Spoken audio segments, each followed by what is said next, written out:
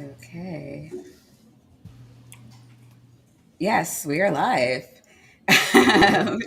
Ember, I would like to thank you for the raid. And I know also Peter DeTucker, I believe, shouted us out on Aaron Ross channel earlier today.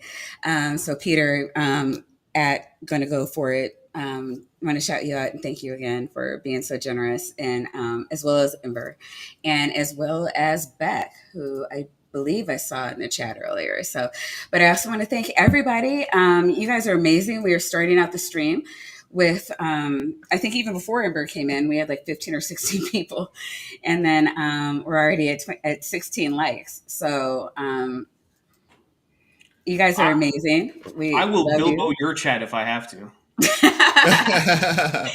And today we have Dapper Dinosaur, which is super exciting. Dapper, for the one or two people out there who don't know you, would Um, you like to tell us a little bit about who you are and what you yeah, do? so I'm Dapper Dinosaur. I run a channel called Dapper Dinosaur. If you're at the place with the green T Rex who does coding tutorials, you're on the wrong channel. That guy's another guy who I'm sure is great, but it's not me. So yeah, I mostly do. So the channel focuses on debunking pseudoscience as a method to actually inform people about science. So the idea is, I take a look at some kind of pseudoscientific claim, and I say, not only are these wrong reasons why it's wrong, here's what we actually know to be the case, and here's how we know it. And usually, I put things like some scientific papers that are backing up those kinds of things. And the pseudoscience I look at most often, but not exclusively, is young Earth creationism, for the reason that I was once one of those. So there you go. There you go. As was I, actually. Yeah. You're Oh, a young Earth creationist. I was, but basically, when I learned about the relevant sort of fields of science and whatnot in middle school and then in high school, that changed. Actually, I have if you go to Neil's channel, Neil with 604 Atheist, one of his recent conversion oh stories was no. me a couple months ago. Recent, and yeah, yeah. So, Sorry, did I cut you're out for a kind of moment going there? your outfit. Yep. I'm worried about that. I am very worried about my internet being unreliable, which is terrible. Okay, so just in case people are wondering, do you want to say what happened to you earlier today? I had the power supply in my computer died. So it was just shutting off, and then it would reboot, and then I'd log back into Windows, and then it would just shut off again. So I had to go to the store and buy a new power supply and set it all up, and that seems to be working. My computer has not shut off, but now the internet is deciding to be like, it's fine, it's fine, it's fine, it's fine, it's fine, and then I'm gone for like 3 seconds, and then I come back. So Look, you don't since need I'm the one, internet. Come on. Oh, I know. There we go. Right there. All right, you know what? Yep. Let's, It's yeah, let's it give it a is what it shot. is. I mean, we're gonna get through it. It'll be a beautiful Yeah. thing. Do you want to tell us a little bit about what we're gonna watch tonight? Oh, so tonight we're watching a video about the flood, and it is going to be a remarkable amount of gish galloping in the middle segment there. okay. For a while, like a lot of different arguments, some of which I had never heard of, some like sites and stuff that I had never heard of. Yeah, there's Um, some pseudoscience in here I haven't heard of. I'm like, wow, I've been out of the woo community way too long. yeah, pseudoscience, pseudo history also. Yes, indeed, Yeah, indeed. All right. Well, so Dapper has a degree in history, so That's true. I wonderful. do have one of those. It's just a bachelor's degree, though. Let's not get too excited. all More than right. this guy. Let's do it. Let's go.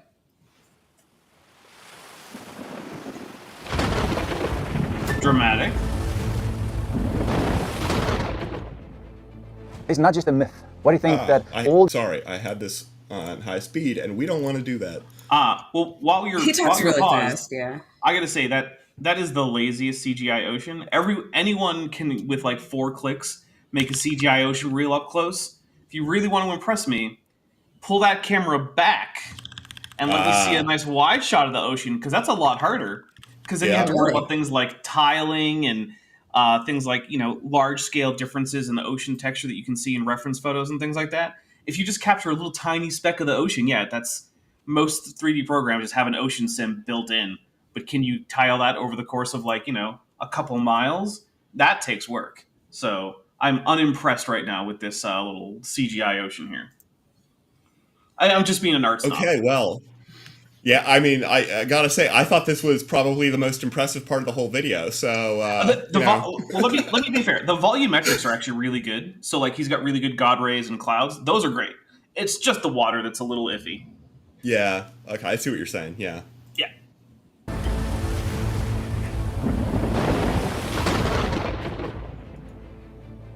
It's not just a myth. Why do you think that all these cultures, all these people have stories about a flood? Oh my god. Why do we think that? Because floods happen. That's it. That's all it takes. Yeah. But yeah. It's like, why do so many cultures have myths about? And then you Also, just name anything this happens. channel, also for whatever reason. Mm-hmm. Yeah. Weirdly, this is from DLM Men's Lifestyle. Yeah. So that's weird. I mean, men maybe not pattern your lifestyle off of this guy in particular, but yeah. Now have more evidence than ever. From ancient advanced civilizations, like the Yonaguni Monument. Never heard of it. Evolutionists call this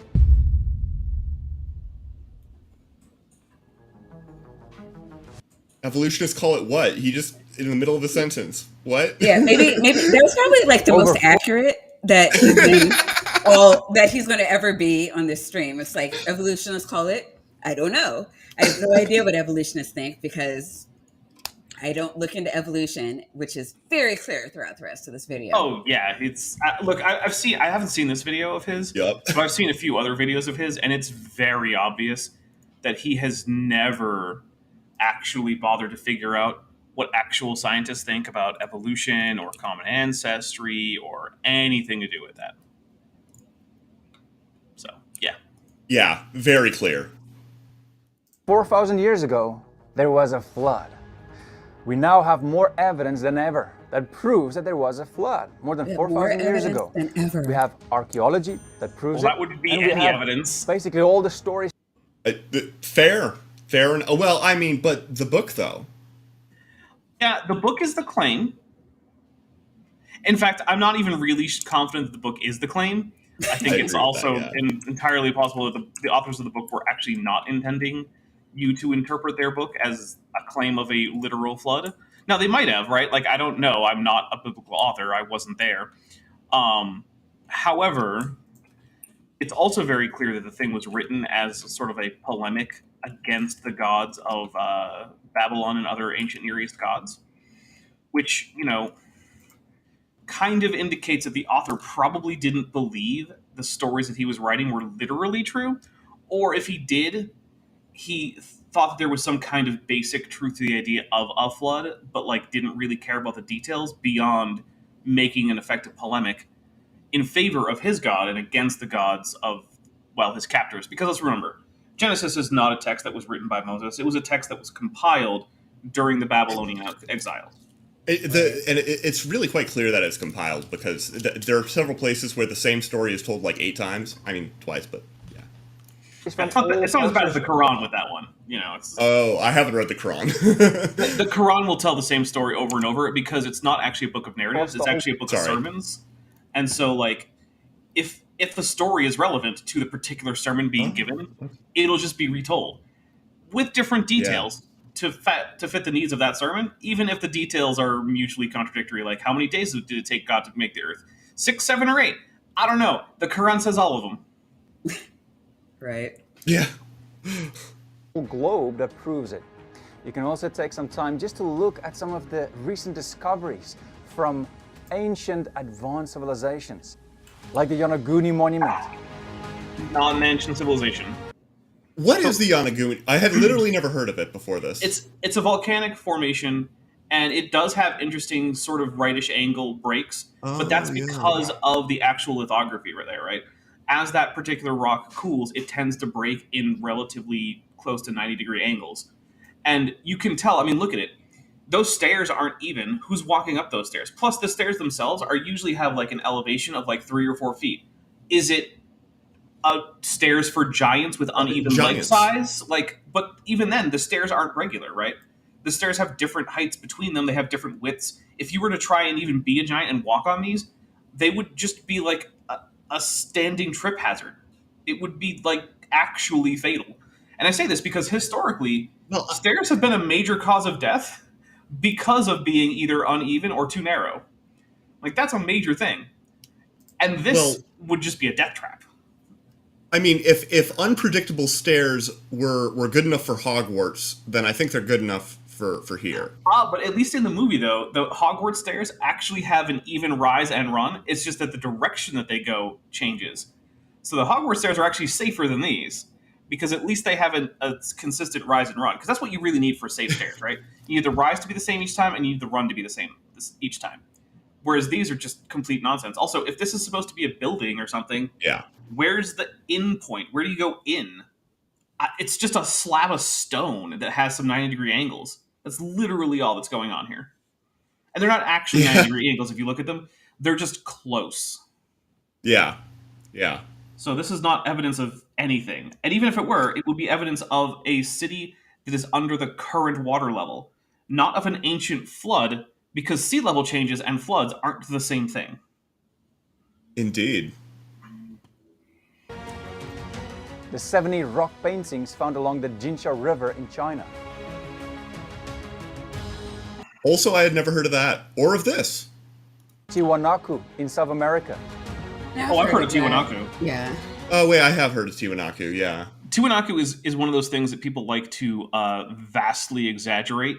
It is, first I want to say, it is a very impressive city, but the claims made about it, like perfect 90-degree angles and the kind of planning that the locals couldn't have done because they didn't have a written language. Well, a couple things. One, they're not perfect 90-degree angles. In fact, there's a one of the early seasons of Ancient Aliens talks about Tiwanaku, and they have a guy out there with a carpenter square. He's like, look at these perfect 90-degree angles. But if you pause and look at the actual carpenter square, it's not square to it's square, like it's level with one side, then the other side it diverges. So they're not perfect 90-degree angles because it doesn't match up with the carpenter square. And then also, there's this thing called plans, like blueprints, and you don't actually need a written language to draw a floor plan. You just need to have something you can draw with, and the people at the time did. And then the last thing that they'll say is like, well, how could they transport these stones? There's no trees up there because this is above the tree line, which is true. It is above the tree line. But there's this thing called downhill. You just go down below the tree line, and then you can bring the logs to make log rollers up the hill. Isn't that weird? I'm pretty sure ancient people could figure out how to walk up a hill or down a hill. Yeah, but trees can't walk up hills, though. So that's true. That's why you have the people do it instead. It's very complicated. I get it. It's hard to understand. Lake Titicaca. I've been there. He mentions this in a lot of his videos. I was trying to figure out what it is that is just so superstitious about. I'm sorry. Go ahead. Oh, yeah. So the thing about Lake Titicaca is it's another place where there are submerged ruins. And the reason for this is that over the course of the last few thousand years, the level of the lake has changed significantly. And so it's a very fertile area. So people settle around the lake edge. Mm-hmm. But when the lake level rises, well, those settlements get flooded and people move out. And when the lake level lowers, those settlements tend to be abandoned and people move in. And so currently there are ruins under Lake Titicaca around like the shore, near the shore. Okay. Again, because the lake varies, but it's not because of a global flood. Like, how do those things connect? I have no idea. That's insane to me. Okay. Okay. I, There used to be people there for global flood. Yeah.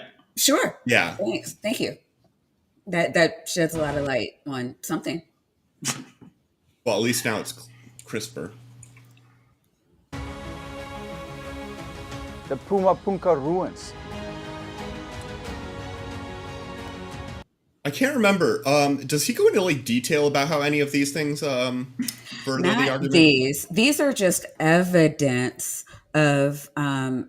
Evidences. Yeah, evidences. Sorry, Yeah. evidences of the flood. Um, because the yeah, because this is the evidence. Yeah, that Because checks out. yeah. The Chatata Wall in Cleveland. I've never heard of that one either. Did you say in Cleveland? In Cleveland. Okay, so here's the thing that I happen to know about all of the major walls of North America, right? Okay. They tend to be earthwork. And when people are like, how could the locals have figured this out? It's like, I'm sorry, are you saying that like Native Americans were too stupid to figure out how to put dirt on top of more dirt? Because I really don't think they were. I'm very confident that they could figure out how to put dirt on more dirt. We actually have evidence to prove they weren't. Oh, well, okay, I guess. It's the Bible.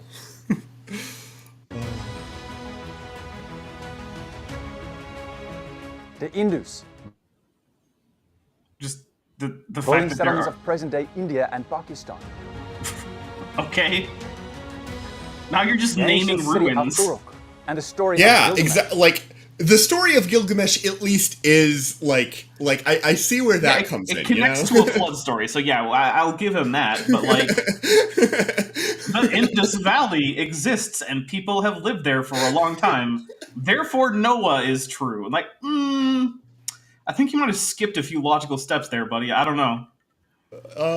Yeah, no, I remember watching this for the first time and thinking, is he saying that brown people built it, or it was built where brown people are, therefore aliens? I don't. So the thing is, there's not usually a lot of crossover between young Earth creationism and like ancient aliens or ancient high tech civilization types. Usually, what ends up happening is that the ancient high tech civilization or the ancient aliens, which there is a lot of overlap with, will sort of appropriate flood stories from the Bible and take them into there. But young Earth creationists tend not to grab stuff the other way because the entire basis for like the ancient aliens or ancient high technology stuff kind of contradicts their literalist reading of the Bible. So there's not a whole lot of point for them to go into that. So I don't think, and for that reason, they tend not to make the brown people couldn't make this, so they needed the help of aliens because they don't think there were aliens. So they usually just do default to the locals there did make the thing. But he might be going with something like Tiwanaku might have been a pre-flood settlement that somehow survived as a coherent set of ruins through the flood that created the entire sedimentary column on which Tiwanaku rests, which would be quite the feat for someone to build a city hanging in the air until after the flood comes by and deposits the rock on which it is built. So that's the only thing I can think of is he thinks it's a pre-flood city. And maybe that the Indus Valley cities are too? It's really hard to say. Yeah. I turned my camera off because I just in case it helps with my connection. Okay. So No, that yeah, tracks. we'll give that a shot. I'm glad you're still here. Yeah, me too. The ancient civilization found in the Black Sea, just 12 miles off the coast of Turkey.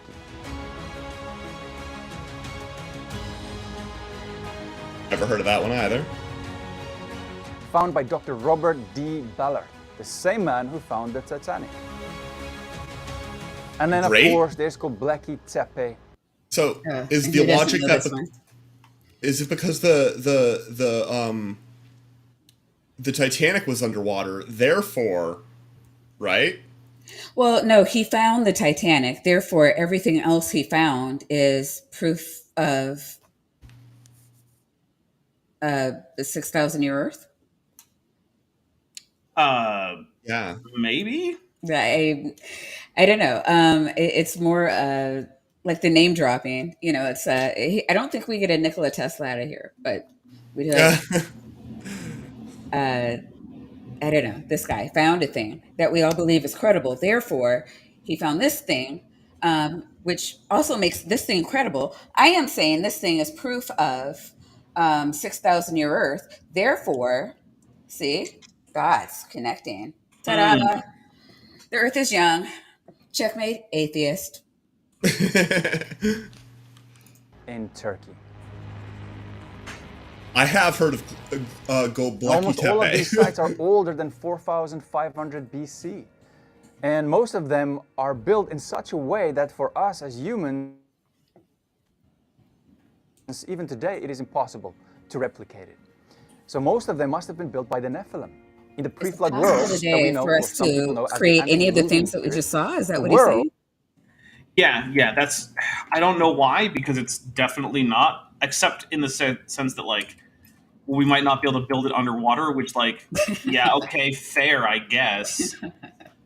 But other than that, yeah, like, no, it's not true. We could build a Pumapunku. We could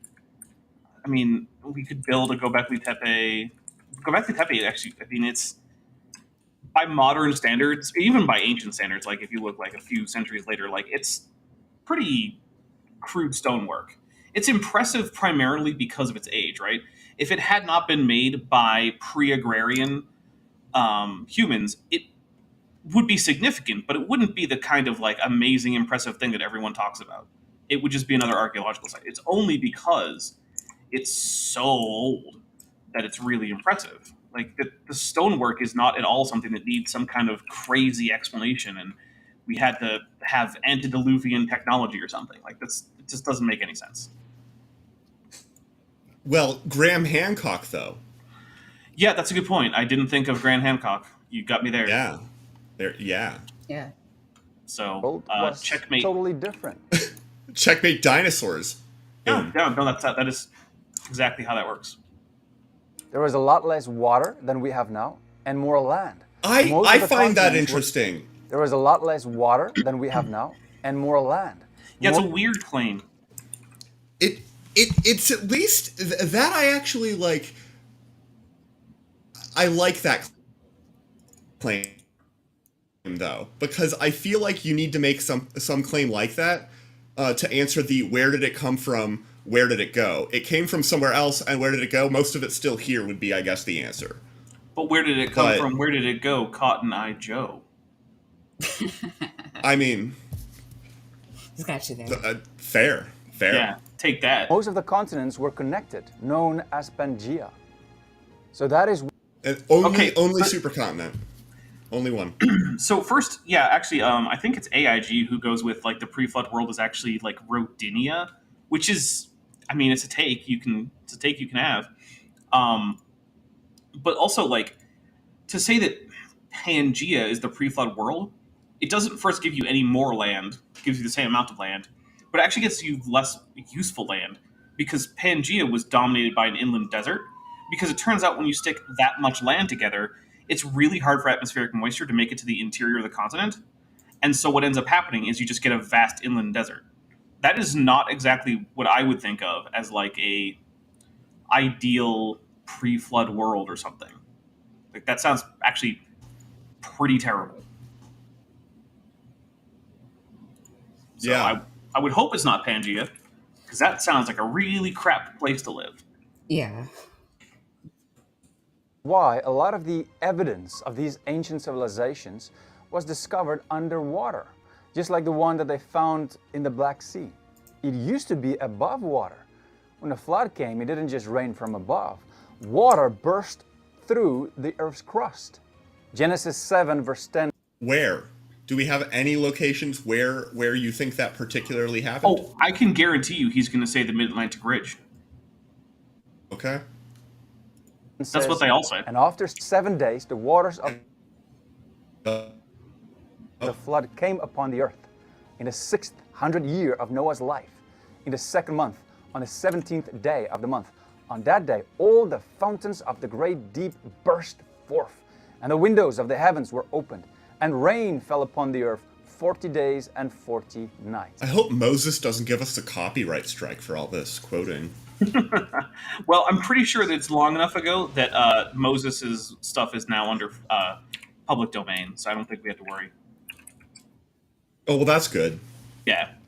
So water from inside the Earth's crust came forth, just like fountains. And also water from above, it just rained. We still have, in a lot of areas across the globe, those cracks, those areas where the fountains of the deep burst through. They are called fault lines, scars of the cracks, and some are still moving, like a subduction plate sliding underneath. Does water come Another out one. of fault lines? Now, you might have also realized while I was reading this passage that Okay, Noah... so like the answer is kind of. So Okay. in a subduction zone, so you get like generally the basaltic crust of the oceanic crust will start sliding under the mostly granite crust of a continental plate. And when that happens, it'll drag with it water.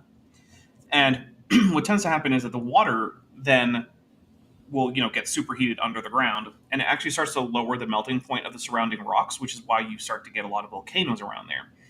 And when those volcanoes erupt, it does bring up some of that water that was dragged under the crust, but not in like a fountain of water, in like steam entrained in a bunch of horrible volcanic gases and ash.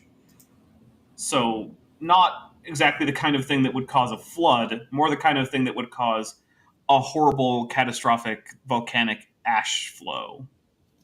Mm-hmm.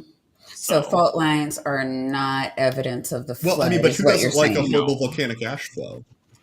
I mean, those rhinos at ashfall beds in like what is it, Nebraska or something, North Dakota or something like that. One of those flyover states that I don't think I've been to.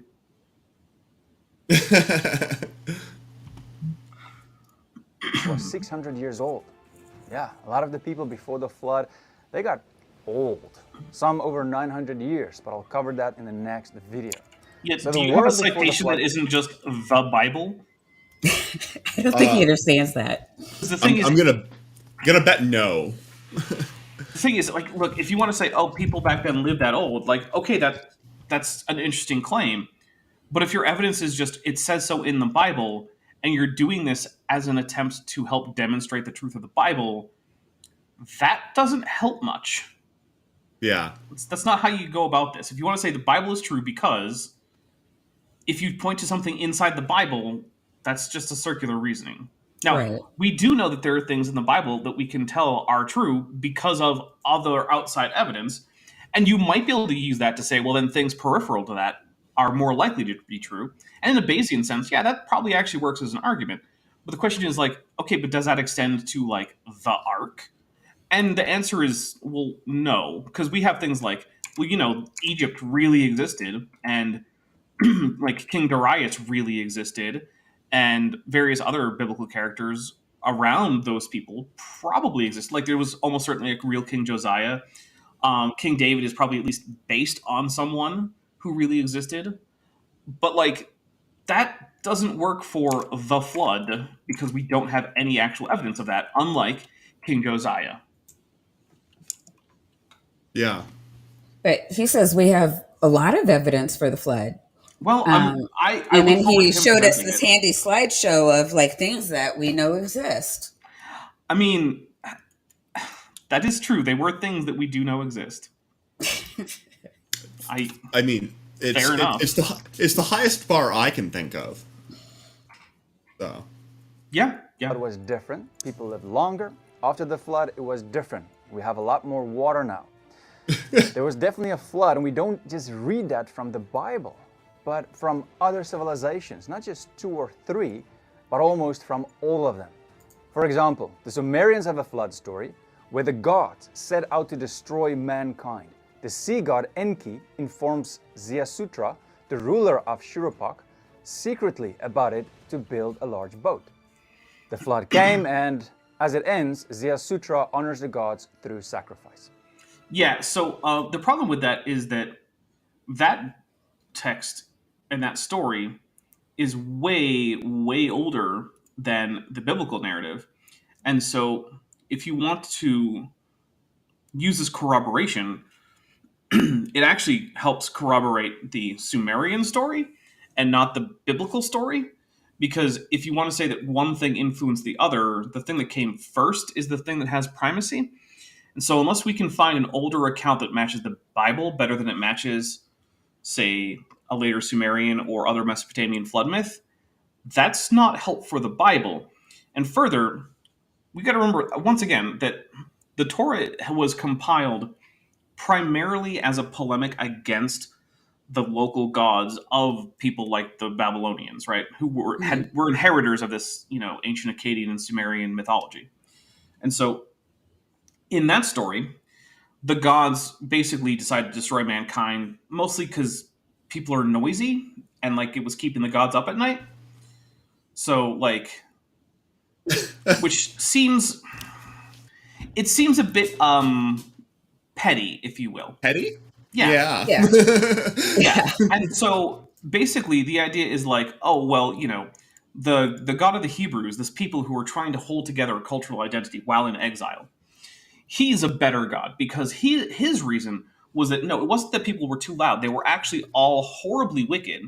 And this is an attempt to, get them under control and for them to stop being so horrible.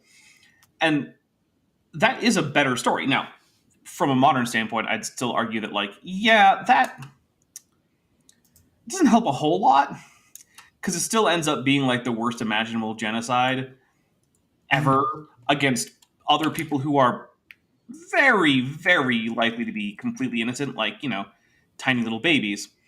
And that in itself might be a bit of a problem, but it's clearly better than just people were noisy.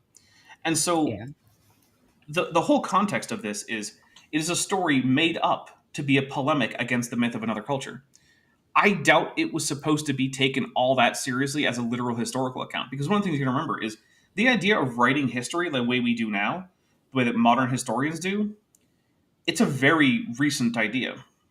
Up until, I mean, you could argue that, like, there were a few Greek writers who did some history, but really, up until the modern age, people wrote stories about the past for reasons to do with the present that weren't just about finding out what happened in the past, but were about advancing agendas in the present, like advancing the primacy of my ethnic group or my empire or my patron or my god.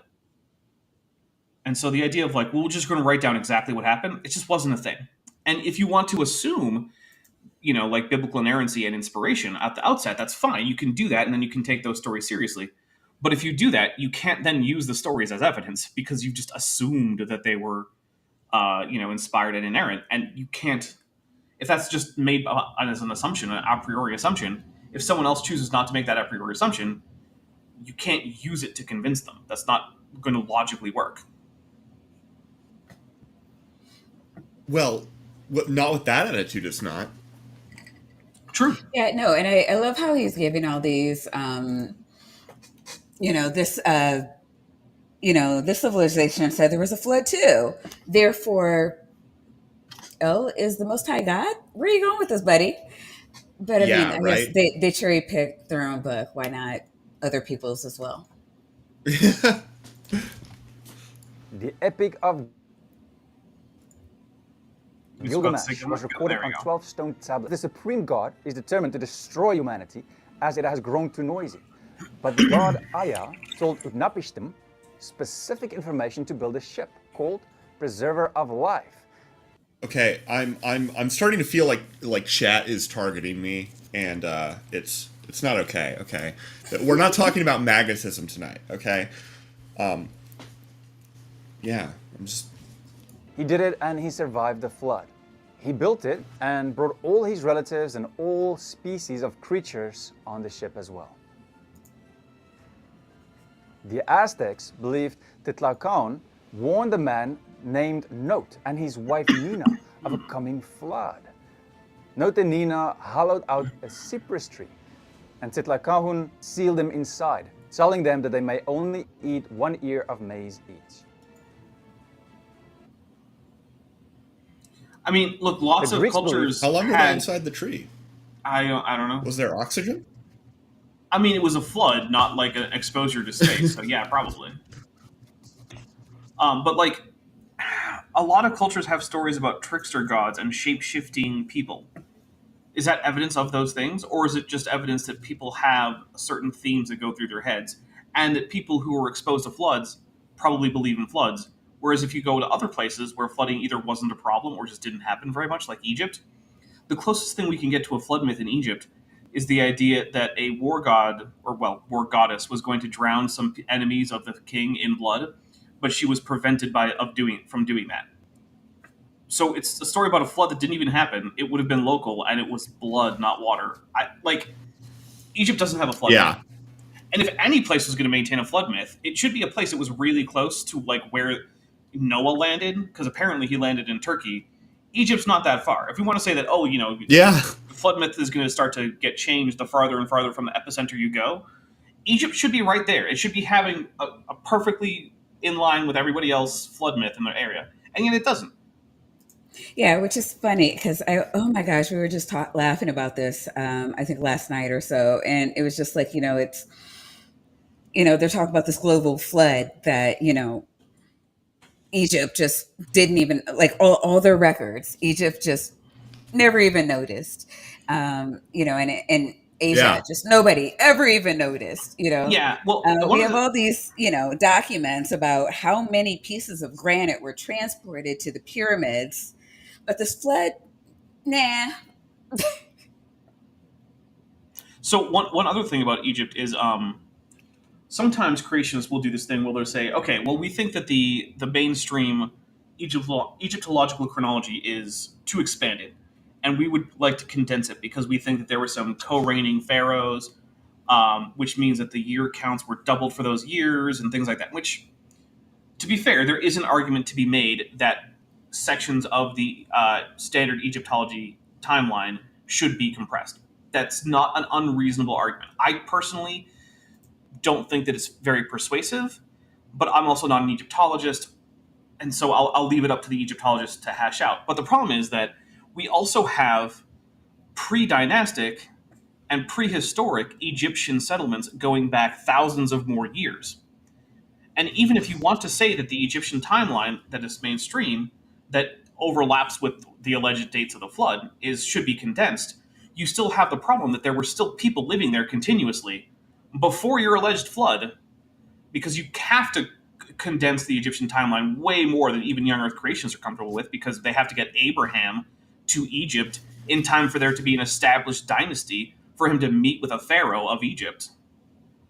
And so they can't compress it beyond the point where basically Abraham can get there pretty much at least by the late Old Kingdom, which means that, yeah, the archaeological record, sorry, it extends well past your flood. There's no two ways around it. Egypt on its own, the existence of the archaeological record of Egypt, means that the flood chronology devised by young Earth creationists is absolutely impossible. Unless it was crafted by Satan. Maybe all of those artifacts were crafted by Satan. I guess that's a possibility. The problem with that then is that it means that it ends up basically meaning that Satan can create pretty much anything. In which case, how do you know he didn't create the Bible? Maybe the Bible is actually a trick by Satan. Oh no, the Bible's real. Oh, right. Yeah. I forgot. Yeah. Because Well, the Bible says it's real. But don't forget. I know you're old, Dapper, but come on. It's true, I am old. Yeah. Zeus was displeased with the human population. He told Deucalion, the son of Prometheus, to build an ark for himself and his wife, Pirha. After 9... What I'm learning from all these stories is that there are a lot of different gods. Well, yeah, but another interesting thing is the Deucalion story is on its own interesting because it actually is not a global flood. If you actually take a look at the story of Deucalion and his global flood, it is a flood that takes place throughout inhabited Greece, but it actually doesn't cover the entire world. It actually only covers the lowland areas, but it does still kill all the people because in Greece, people tended not to build on mountaintops. They tend to build in fertile valleys. Because if you look at Greece, there are like monasteries there on mountaintops, but that's directly for seclusion, right? The cities themselves were built in the more fertile valleys because the mountaintops in Greece are basically just bare rock. How are you going to support yourself on bare rock? You can't really.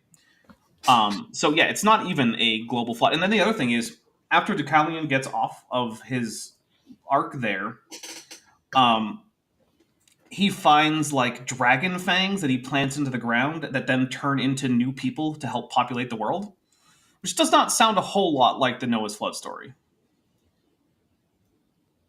Yeah. Gur has a question.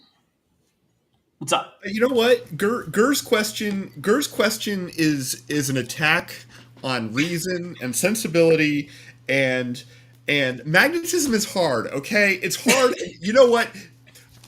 Ask Dapper. Dapper can explain magnetism just as well as I can, and I'm not exaggerating there. Yeah. So what happens is when you have, so I'll explain like magnetite, right?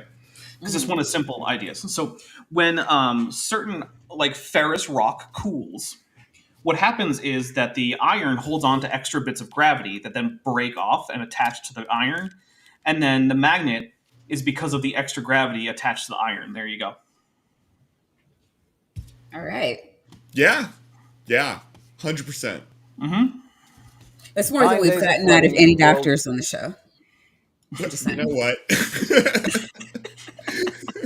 Was destroyed, and the ark rested on top of Mount Parnassus. Also, There are no, many that's a stories lie, by the way. which It I- did not land on Mount Parnassus because it was washed into the Mediterranean. It landed on some island. I think it might have been Crete or Minos or something like that. But don't boats always like land on mountains? Actually, no, they almost never do, as it turns out. Yeah. But boats always land in a Oh, way wow. that are easily visible, you And know, easy. and covered up by, you know, sediment, and so that people 4,000 years later can still easily view them from, you know. Actually, it turns out that is A also helicopter, right? incorrect. Yeah, that is also incorrect. Oh. Yeah, Dapper, you're such a know-it-all. Yeah, Wow. well, You're I a mean, creationist are wrong about everything. you did bring me on for a reason, and I thought it was because I knew everything. It was for yeah. your viewers, that's It's all. totally that.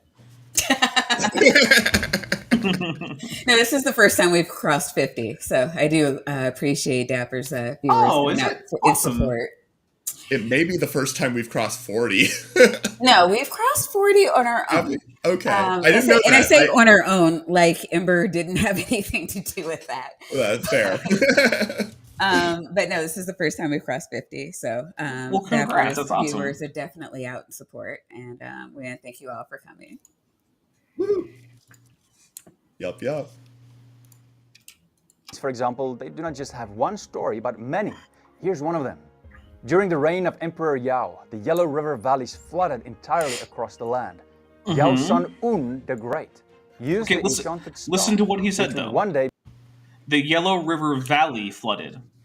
Now, is that the world or is that the Yellow River Valley? I heard the world.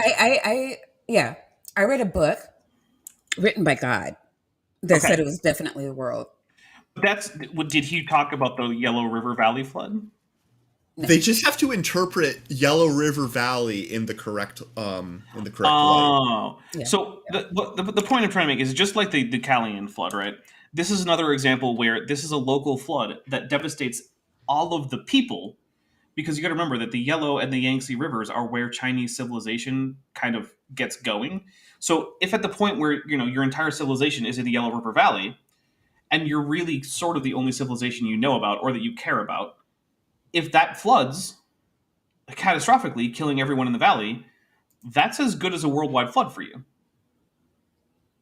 It kills everyone you know of, kills everyone Yeah. you care about. When it's done, you can't go find other people to go help you out. They're all dead. And so if there had been a catastrophic flood in the Yellow River, even if it didn't kill everyone, right? Even if it was just a disaster, that does not make it a global flood. And it still does make it something that would become a legend at some point. Yeah, I mean, because if a flood killed everyone and I thought I was the last person alive, I would definitely just write it down. Yeah, well, yeah. I think, to be fair, most flood legends probably start in the sense of like, there is a flood, it is a major flood, people tell the story, and it becomes a folk tale. And then when the culture becomes more literate, people start writing down the folk tales. Dapper, you're like being way too sensible about this. Oh, I'm sorry. It's all real. There's a real global flood, everybody. I mean, you're a living miracle, Dapper. I don't know why you're so perplexed by it. Am I? How old are you? I mean, I just had my birthday stream earlier this year. I don't know, like 150. Oh, What is shit. that? My bad. What the actual fuck, though? What just happened? Are you okay? Was that your vibrator? That was my air compressor that I have because I was using it to blow all of the dust out of my computer when You were I blowing had what? a computer. I had to use compressed air Man, I was going to say if that's to a evacuate vibrator, all that's of a the pretty dust high from the power. chassis of my computer. Yes. I mean, No. I go for gold. This is totally a safe for work stream. Oh, is it? Damn. All right. Hold on. I have to recalibrate a little bit. I know it's been quite a few years, but we are not monetized. And holy shit, They can't demonetize you if you were never monetized in the first place. That's all I'm saying, right? Oh, thank you. I do have a magnetic personality. And everybody else is, the same pole as me, so they're all repelled. It's terrible. They belonged to Wukong, to dig channels and trenches that lowered the waters. Another Chinese story is about Fuhai. Yeah, that's not how the floods went away. Also, I wanted to bring this up before. There is a detail, there's a central detail that very few of these stories, Gilgamesh had it, I think. What about saving all the animals? Wait, How many of these stories? Some. The animals that were not put on the boat just respawned. Yeah. But they don't in the Bible, right? No, they had to. The Bible can't say everything. That's why you gotta make up shit, omni God. Or just like kinds being anything other than species. Yeah. Or, a God that lives outside of space and time, because we know that works perfectly. I mean, I'm not going to get into the metaphysics of that because I'm not a metaphysician. I will say, however, that the Bible does not depict God as existing outside of space. Well, yeah, and that's why you have to make shit up, because the Bible can't say everything that's, an obvious fact. Actually, once my sister told me that she. I mean, it says pi is equal to 3, though. Well, it doesn't say that, but it does strongly imply it. My sister once told me she didn't believe in alternate universes because it wasn't in the Bible. And my immediate counter was, well, neither are penguins, but you believe in those. Also, here's an interesting thing. Here's something else that's not in the Bible. House cats. That's actually really weird. It is. Because we know from archaeology that house cats existed in the area. Yeah. Like the Egyptians were all about cats. Yeah, but for some reason they just don't ever come up in the biblical narrative anywhere. I wonder if there was like an editor that was like allergic to cats. Well, we don't have any like manuscript evidence that there was ever a mention of cats in any of these texts. And even in cases where they're edited, like, and we can find that it's edited, there's no indication that like it was edited to remove the cats. It's usually edited to do things like harmonize different texts that weren't aligning perfturned so like I don't think that there's a conspiracy about it. I do actually think it's just a coincidence, right? That of all the stories that got written down and turned into the Bible, it just so happens that cats were important to none of them. Which, I mean, it happens. Yeah. This is what I feel about when people criticize the letters of Paul that we have for not including certain details. It's like he wrote more stuff, and like if it doesn't come up, it doesn't come up. That doesn't mean it. I don't know. Yeah. Because the thing is, you got to remember when it comes to Paul's letters, this is his correspondence, right? He's gone around, he's said other things, he's talked to people, he's sent other letters that we almost certainly didn't. He almost certainly sent other letters that aren't preserved. So, like, we shouldn't expect them to be a comprehensive take on Paul's theology. Yeah, exactly. His wife, 3 sons and 3 daughters, just like Noah and his family. They escaped the great flood and were the only people alive on earth. After the So, the 8 people on the flood, but when you look at the genetics of it, it's a maximum diversity of like 5. That's being generous. Yeah, So, being like as generous as possible. yeah, it's actually almost certainly lower. So Yeah, I know, but chances are that Noah's sons' wives were more closely related than they, could have been at maximum. And it's also probably true for Noah and his wife. So 5 is the absolute maximum possibility. The actual genetic diversity was probably closer to the diversity that you could fit in like 3.5 people maximally. So yeah, it's not great. I mean, in cheetahs terms are of- doing fine though. So they're not though. That's one of those things. Yeah. Hey, Dapper, do you have any idea what this is? How do you explain claims found in an open position on Mount Everest? Well, first, clams open up typically when they die. That's just what clams do normally. So I'm not sure why the open position is. they probably got that reversed then. Oh well, it's Probably also the mixed case. All right, well, closed. It's also fairly easy to explain. So if a clam dies, right? So what happens is clams have to use muscular contraction to close their shells, right? Mm-hmm. But when they're under the substrate, which is where they live most of the time, the pressure from the substrate is what helps them keep their shells closed. Which is why when a clam dies, it tends to start opening up. However, if a clam dies in something like a seafloor slump that just buries it, it's going to be buried as it was alive, which means it's going to stay with its shell closed as it rots away. Now, the actual seafloor so Mount Everest is actually made up of seafloor deposits, and it's actually folded because the Himalayas are a folded mountain range that are the result of the Indian plate and the Eurasian plate colliding. We can tell this in numerous ways. One of which is that that Himalayan pink salt that's really expensive and is pink. The reason it's pink is actually because of fossilized algae from an ancient sea that evaporated. Good luck getting a sea to evaporate under a flood. And so, yeah, it's just ocean bottom sediments that were pushed up into mountains. That's literally all it is. That's why there are clams. Also, the things that creationists usually call clams that are at the top of Mount Everest are actually usually brachiopods, because creationists apparently can't tell the difference between a brachiopod and a clam, despite the fact that they're in different phyla. I mean, You I have to can't actually either. study a scientific anything. Yeah. Yeah. So the quick way to tell if it's a clam or a brachiopod, for those of you who don't know, is clams have left and right shells. Their shells are always mirror images of each other. Brachiopods have top and bottom shells that are not mirror images of each other. They're mirrored left to right across the shell.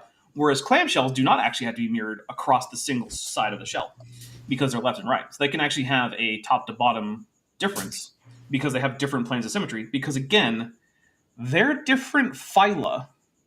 Clams and brachiopods are about as closely related to each other as like you are to like a sea squirt. Which is to say, not very. Actually, no, they're less related than that. They're about as close related to you as you are to a starfish. That's actually a more accurate statement. Okay. Yeah. Great flood, they repopulated the world. In Hindu stories, the god Vishnu appeared to the first man, Manu, in the form of a fish and told him that the world will be destroyed by a great flood. So he built a big boat for himself and his family with seeds and animals to replenish the earth again. In Buddhism, the flood story is called Samudra Vanijab Jataka, a long story about 1,000 families of dishonest carpenters ruled by a 1,000 families is a lot more than 8 people. Well, okay, but they're all dishonest carpenters, so I feel like they're the ones who get flooded out, which also means that this is not a global flood myth. He's now just taking what, as far as I can tell, are just any myths about any flood of any scale as corroboration of the Noah's flood story, which is, I mean, it's a bonkers thing to do. But that's not how anything works. Yeah. wise leader and foolish leader. Now the story is too long to tell in detail, but in the end, The wise man built a ship and survived the flood on the island with his followers, while the foolish leader and his followers died because they fell for the trick of a spirit and did not build a ship. There's a lot of flood stories. We have stories from Persia, Syria, Italy, Lithuania, Russia, from the Cree of Canada, from the Cherokee of America, Papago from Mexico, Peru, Hawaii, and the list just goes on. Now, let's just stop here. There was a flood. Okay, we're done. See ya. Bye.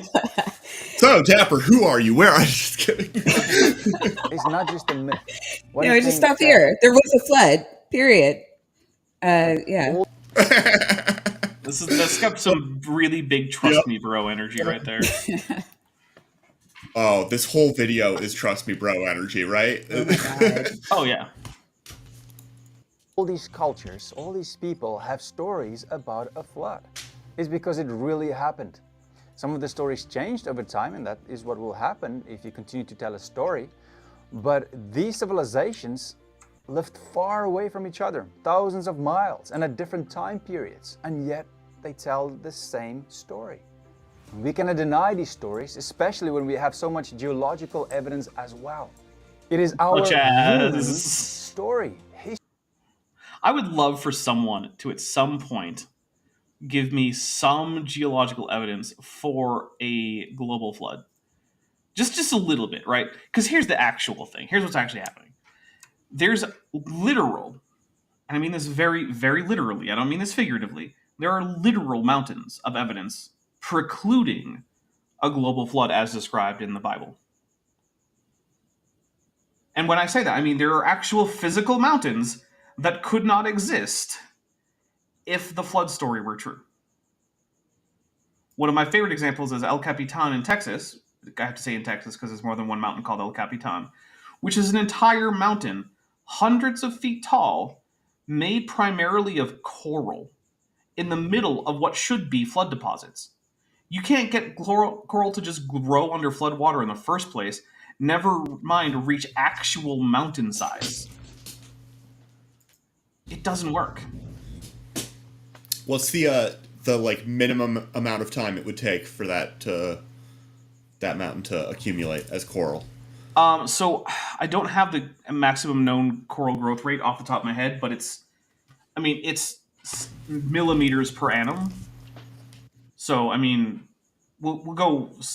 Yeah, I'll and go then you got, super generous, but right? like the highest ever. Yeah, exactly. I'll go super generous and say that it's 100 meters tall and that it can grow 5 centimeters a year, which is extreme. It's faster than coral's ever been known to grow, right? And 100 meters is significantly shorter than the mountain actually is. So we get 100 meters, and then we divide that by 5 centimeters. So that's 0.05. So how many years is that? That's gonna be 2,000 years on its own.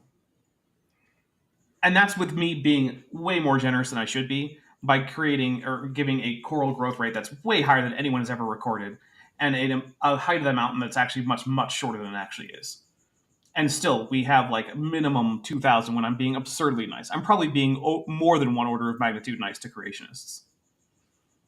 Yeah, you're being very generous to them, because you'll be shocked, but he never addresses the heat problem either. What? Oh my goodness! Right? I never would have predicted this. This is Stunning. yeah, it really is. I can't believe how bad this guy is at this. History. That's where we come from. Noah's descendants stayed together for around 100 years until God confused their languages at Babel, if you recall from my previous video. Now, as these people moved and spread across the world, their descendants formed nations, each with their own languages. So they would have shared these stories in their languages until it became embedded in their culture.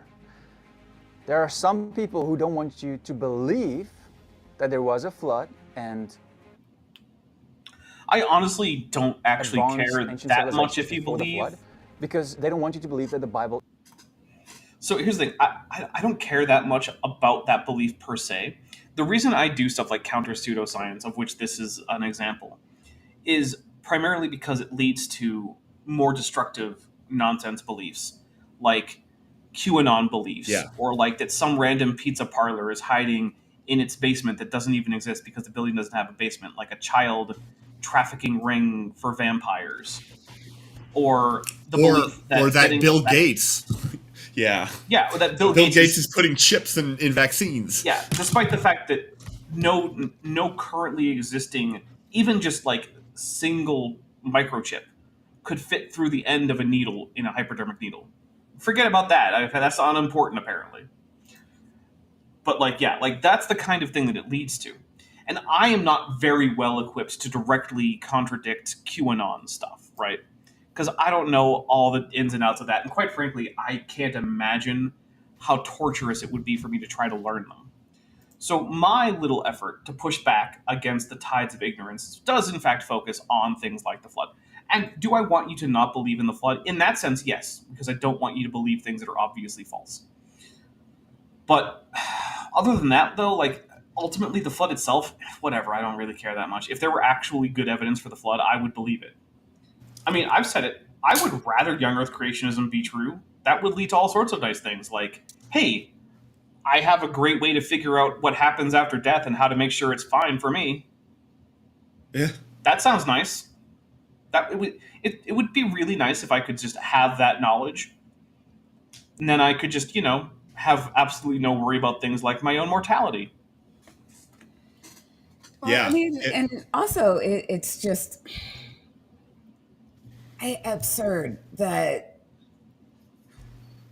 and I think I said this to you once before too, that like you have to like just completely ignore facts to prove you're God or anything at all. To say that, I mean, I think they like to say that, science is opinion and, or that it's just the devil lying to people. Completely oblivious to the fact that men, like religious men, like priests and, whatever, like went out looking for God in his creation and found things that didn't conform to what the Bible said, literally. And all of this is just them being butthurt about that. I mean, to some extent, but the other thing you have to remember Yeah. is that young Earth creationism, as we know it now, really didn't Mhm. exist until after the Seventh Day Adventists. It's really, and then even Is after it that, 100 years old or something like that? a bit over 100 years old. Okay. And even then, it was not a big part of fundamentalist Christianity Hmm. until decades after. In fact, if you look at the writings of the people who founded fundamentalist Christianity, who actually coined the term fundamentalism as a descriptor for themselves, the vast majority of them were not anti-evolutionists, and they were old Earth believers. They believed in an old Earth. Okay. It wasn't until really into like the '60s that people like Whitcomb and Morris and those types started picking up from the Seventh Day Adventists this particular reading of the Bible. And until then, and now people will say, "Oh, look, we have evidence of like the church fathers believing in a young Earth." Well, yeah, they didn't have the evidence to say otherwise, so they just defaulted to that. Hmm. I'm not saying that no one believed in a young Earth, but there's a difference, right? People who believe in a young Earth now do so contra the scientific evidence. That was not the Right. case, 1,500 years ago. This idea of we're going to ignore the science and just go with our literalist reading of the Bible is actually fairly recent, even within fundamentalism. Yeah, I'm not saying that this goes back to like the dawn of Christianity. I'm talking about young Earth creationists that are alive today.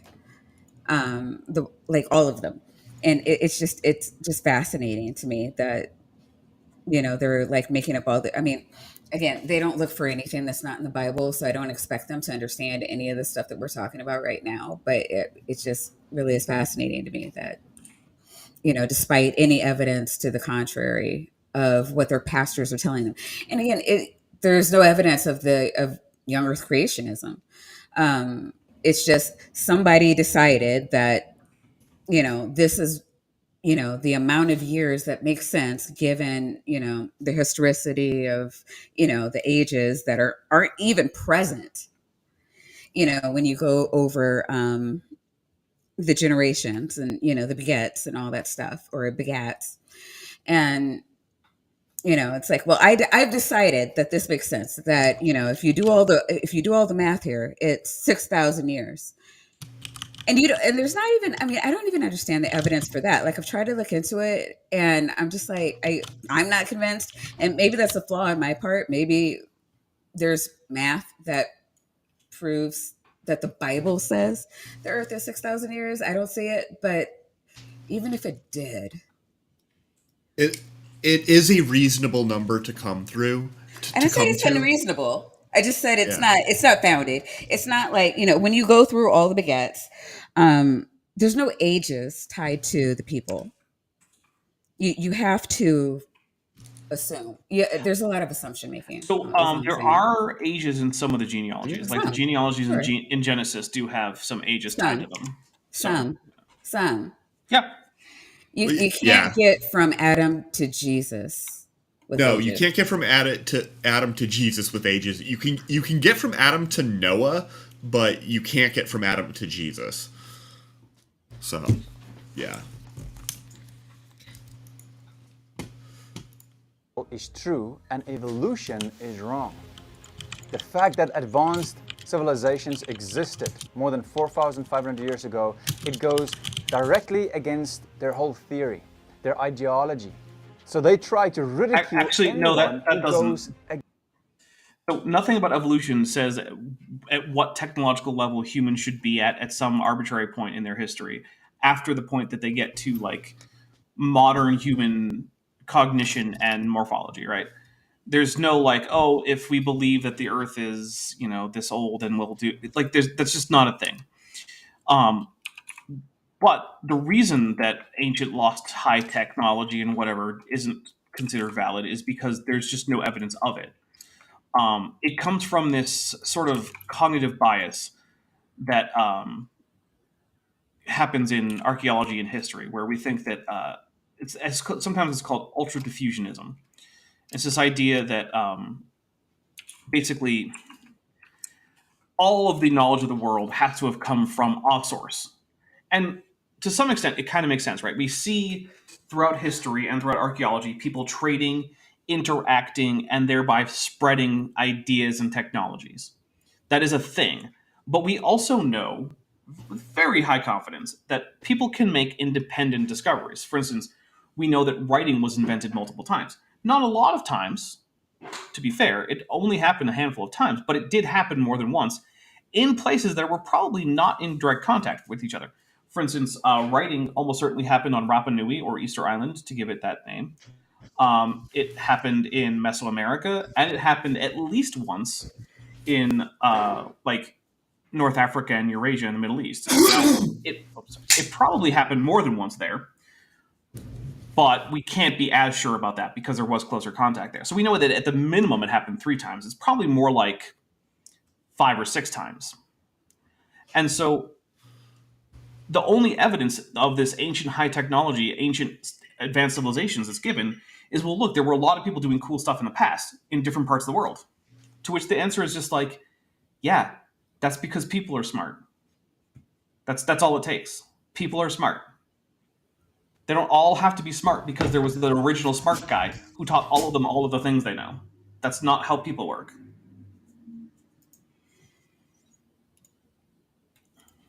But hold on, the way you said that, Dapper, makes me think that you're not saying your daily prayers to our Lord Darwin.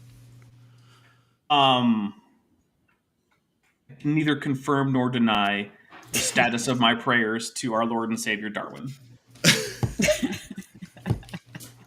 against them. Blasphemy. Even non-Christians, like Graham Hancock, who created the series Ancient Apocalypse. Oh, there he is. You can watch it now on Yup. Netflix.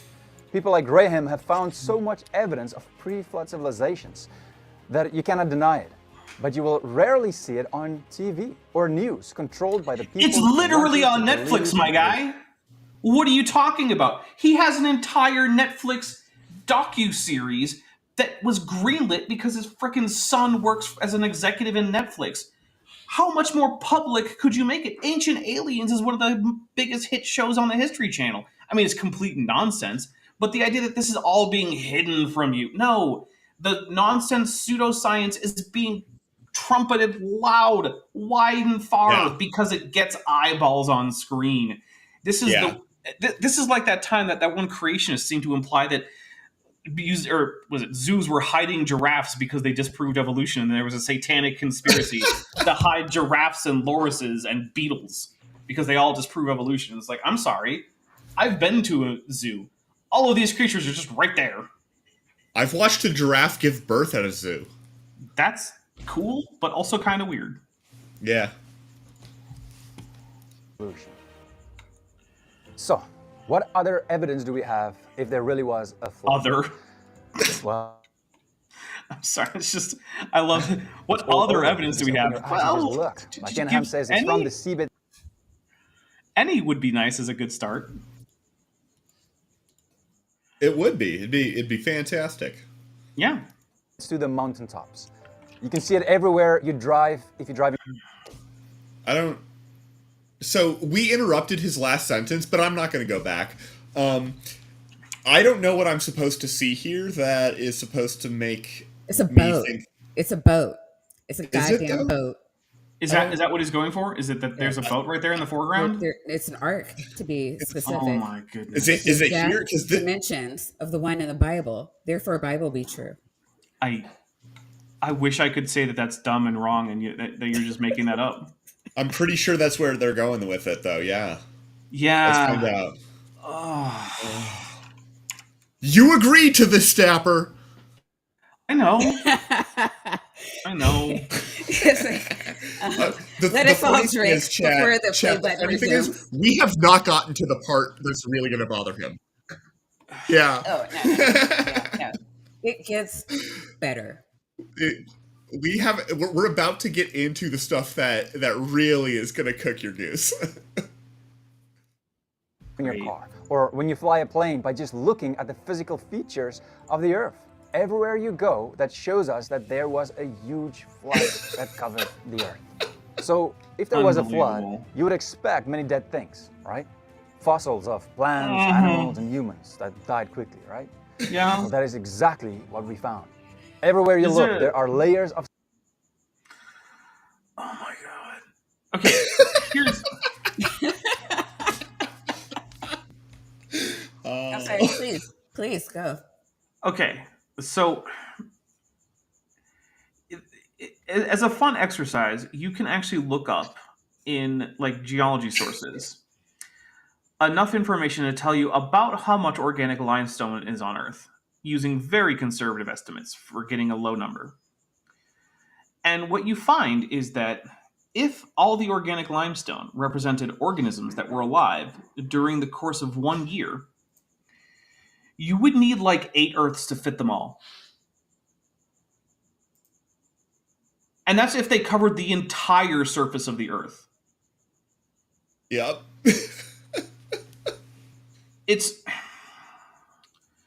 The fossil record is it's one of those things that, like, there are almost infinite reasons that we can be 100% positive that Noah's flood just didn't happen, right? There's no end to the reasons why we can say with extremely high confidence that this just is not a real historical event. And the fossil record is a big one among them. The fossil record absolutely precludes Noah's flood for so many reasons. Also, hey, remember that point where I talked about the fossilized algae in sea salt that had evaporated? How do you do that under a flood? You know what floods are really bad at doing? Is evaporating salt water from underneath the surface of the flood. How? Well, make up your mind, Dapper. You say there's a heat problem, and then you say that it's hard to get things to evaporate. Come on, make up your mind. The heat problem is another reason. The heat problem is so severe that at the minimum, at like the lowest estimates for like catastrophic plate tectonics, we're talking about melting the granitic crust of the Earth. Like the entire Earth would just be a pile of basalt and rhyolite. I don't know if you've noticed, But the Earth isn't a pile of basalted rhyolite. It just isn't. Now, granted, you can find basalted I, I, rhyolite. I wouldn't be able to tell you. I don't go outside very often. I wouldn't be able to tell you. Well, fair enough. But at the worst, we're talking about like not catastrophic, hydroplate theory, right? We're talking like enough heat to make the surface of the sun look like Canada, which I still think of as an entirely uninhabitable frozen wasteland. And no one's going to change my mind about that. And like, it's like everything about geology, including the fossils, is just such a hard debunk of the flood that, quite frankly, if you know more than a cursory amount about the fossil record and you still believe in the flood, and I say this with all due respect to Peter, who I know has been in chat earlier, he might still be here. I'm sorry, but I can't take you all that much more seriously than I take like Jeranism or Flat Earth Aussie Jesus or something. Oh God. It's if you know the first thing about either geology or paleontology, the flood is absolutely precluded. It's really hard to argue that. I'm on record as somewhat arguing that. Actually, I do think that you can just go out and look at the Earth right now. You can't just God. look without any interpretation at the age. But that is as far as I will stand. As far as I will stand for with young the Earth. age, it is true. You can't just go out with your eyeballs and Yes. look at the Earth and All say I'm that saying. it is. All I'm saying. It's 4 billion or 4.5 billion years old. Now, I will say you actually can find out very easily with your eyeballs that it's at least millions of years old. But you can also absolutely go out and look around and say, yeah, there was no I flood. would agree. There absolutely wasn't a flood. It just didn't happen. All Yeah, you have to do is know what floods do. I agree with you. Yeah. So when I say that young Earth is about equivalent to flat Earth, I mean in the 6,000 year sense. There, sure, you could believe that the Earth is 20 million years old, which is way too young still, but that's not as unreasonable as say the flat Earth, or as unreasonable as 6,000 years old.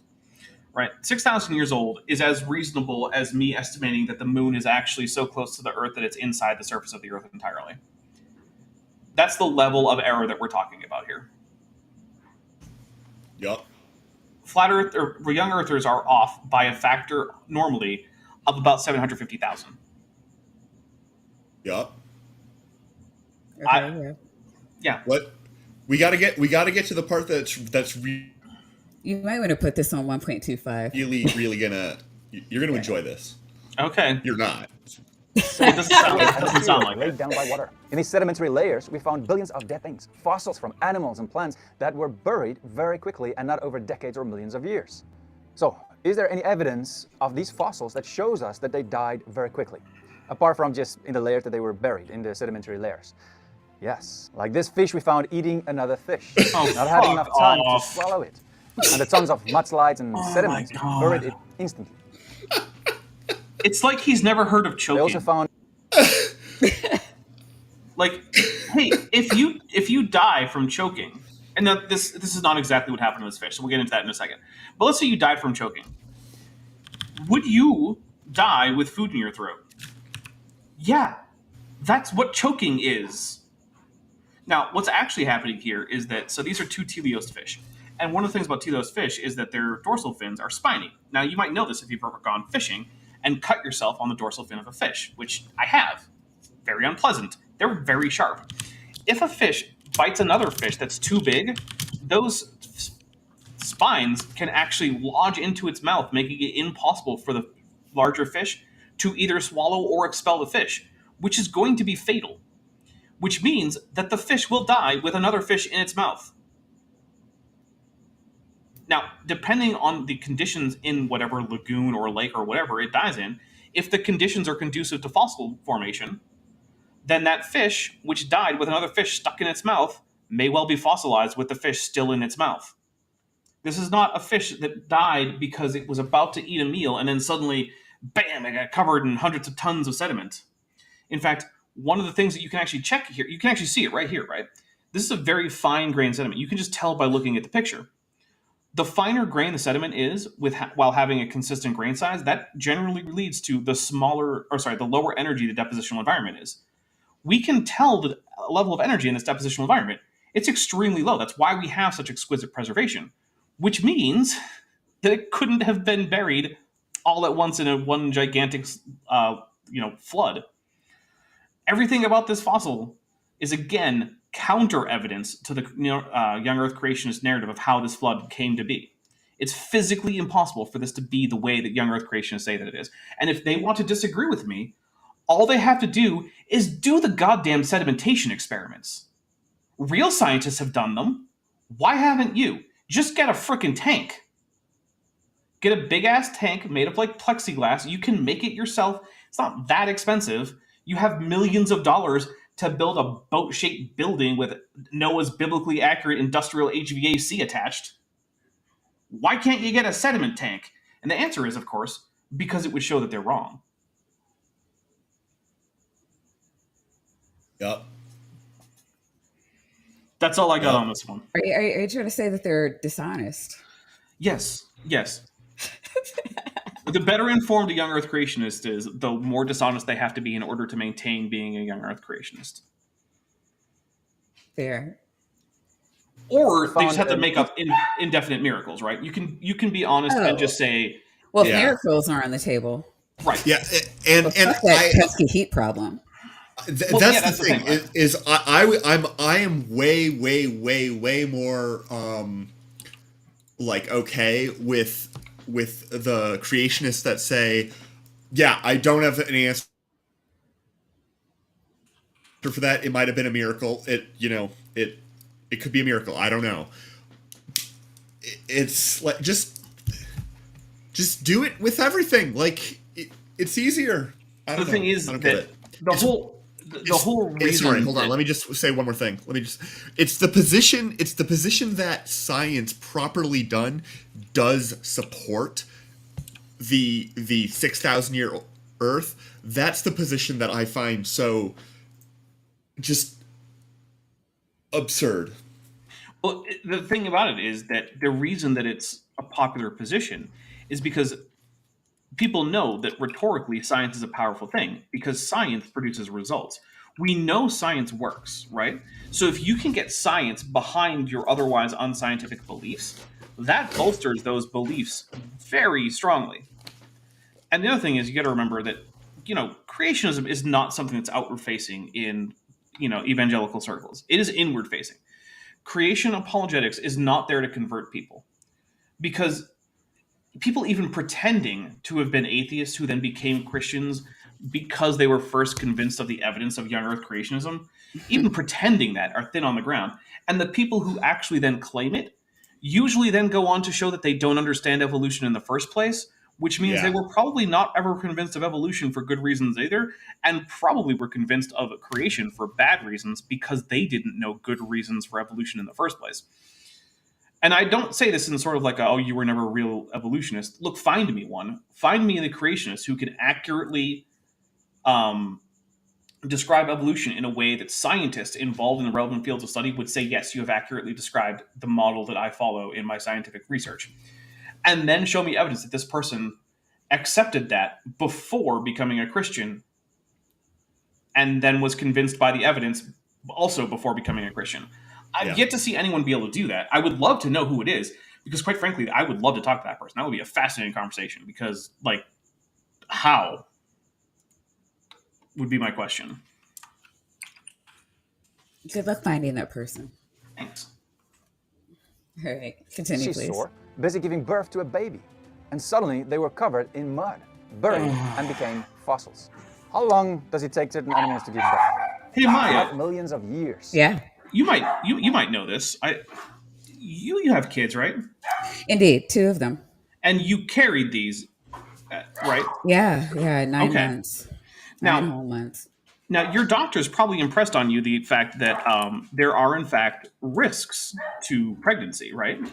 Oh, yeah. And did they discuss with you the fact that mortality is one of those risks? Oh, yes, often. Okay. I'm Rh negative, I think. So, yeah, it's extra risk, which is fun.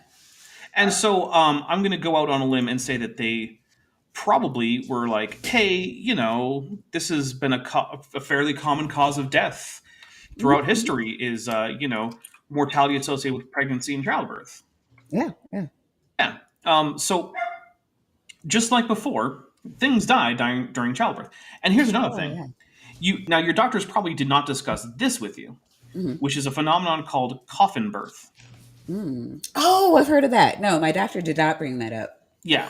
But coffin birth is what happens when an animal that is usually we call it coffin birth because we're talking about humans with this happening because people have been exhumed and found. So a pregnant person dies, is buried, and what happens is, and this is going to be a little bit gruesome. So if you're squeamish, you might want to tune out for a few minutes. Yeah. Decay gases will build up internally, pushing the infant out through the reproductive tract after death. Right.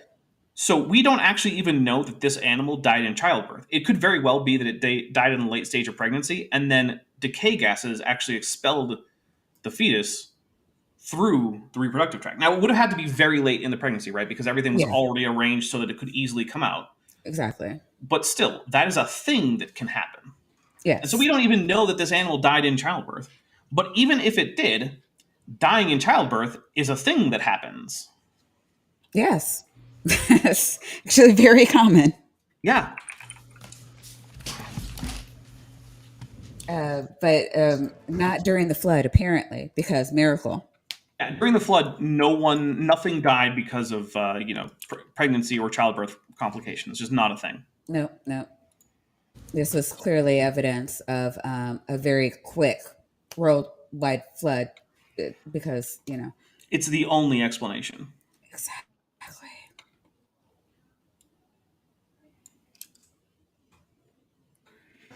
There are also fossils that we found that are so perfectly preserved that it would be impossible to be that perfectly preserved if it died over a long period of time. Look at this wasp fossil, the perfect wings. You can look at sea lilies, jellyfish, and... Hold on. That wasp is from the Green River Formation. One of the fun things about the Green River Formation? They think it happened after the flood. Mm-hmm. Yeah, got it. I feel so smart right now. You have no idea. Yep. What? And without a whiteboard? Holy crap. I mean, I have it here. It's softly stroking my leg to remind me that it's all okay, even though I'm not. What happened to the easel? Oh, I broke it. Broken. How dare you? It was a pretty terrible easel. It was a pretty terrible easel. It was hilarious, though. It was pretty funny. Fair enough. It's on screen. So Carrie asked, "Doing what?" It's on screen. You just have to watch the entirety of our last video to see. I'll have to. I'll find it, and then we can turn. Maya will turn it into a short, and then it'll be great. Yeah, I can do that. Yeah. Yeah. Dapper, did you want to say anything else about these? No, I got it. Yeah. So the other thing is, look, if post flood things can cause that exquisite preservation of, by the way, that's not a beetle, but okay. It can also cause, non-flood things can also cause this preservation of a crinoid and a jellyfish.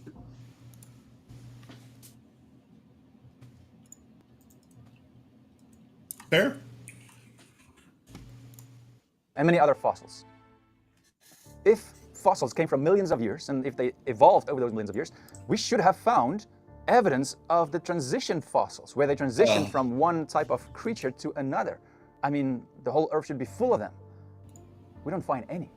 Evolutionists call this missing links. There's no evidence of this anywhere. All the creatures of the fossil records are fully formed and fully functioning without any hint of ancient ancestors that looked differently. Now, these group of people who want to mislead you to doubt God's word, they've been doing it through the ages, and they're using evolution, Darwin's theory, to try to mislead you, to believe in a lie and to doubt God that says that he created the world. Here's something interesting. Charles Darwin himself said this in 1859. Why then is not every geological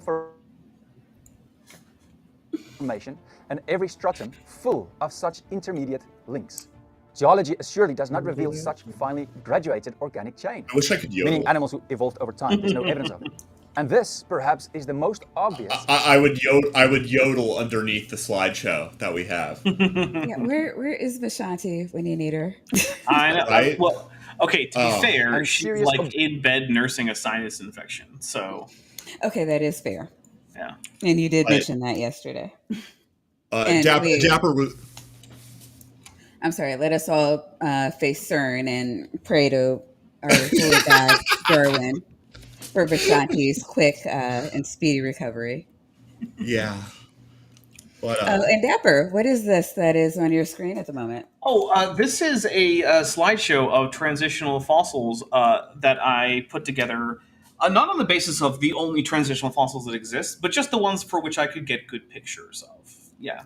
Transitional includes- fossils? Yeah, it includes transitions between various orders of teleost fish, the transitions between basal diapsids and turtles, between basal archosaurs and dinosaurs, between various groups of dinosaurs, between basal euarchontoglires and primates.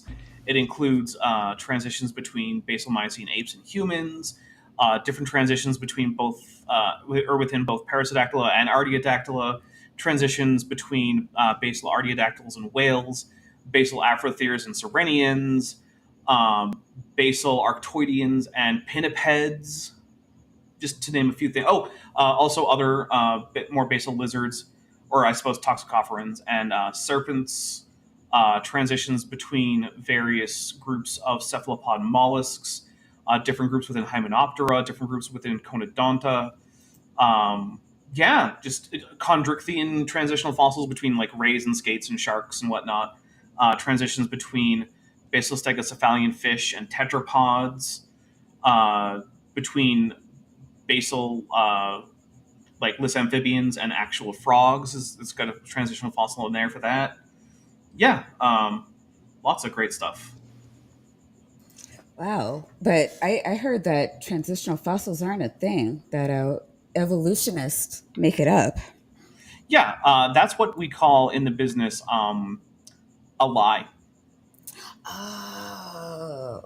Yeah, Yeah. that's what that is. Yeah. Objection, which can be urged against the theory. Do they tell you these kind of things in your textbooks? Kids in school? Okay, Did you get it? hold on there. That is a quote from the first edition of The Origin of Species. Now, there were 6 editions. You want to know what it talked about in the 6th edition? Tell us. The fact that geologists were actually coming around to accepting that, yes, there were, in fact, transitional fossils, because more had been found between the publication of the 1st and 6th editions. In fact, even Charles Lyell, who was famously staunchly against this idea, despite being one of Darwin's friends and encouraging him to publish, even he had come around. Charles Lyell, of course, also being a lifelong Christian who always believed that there was a flood, but believed that it was so tranquil that it didn't leave any geological evidence, because he couldn't find it.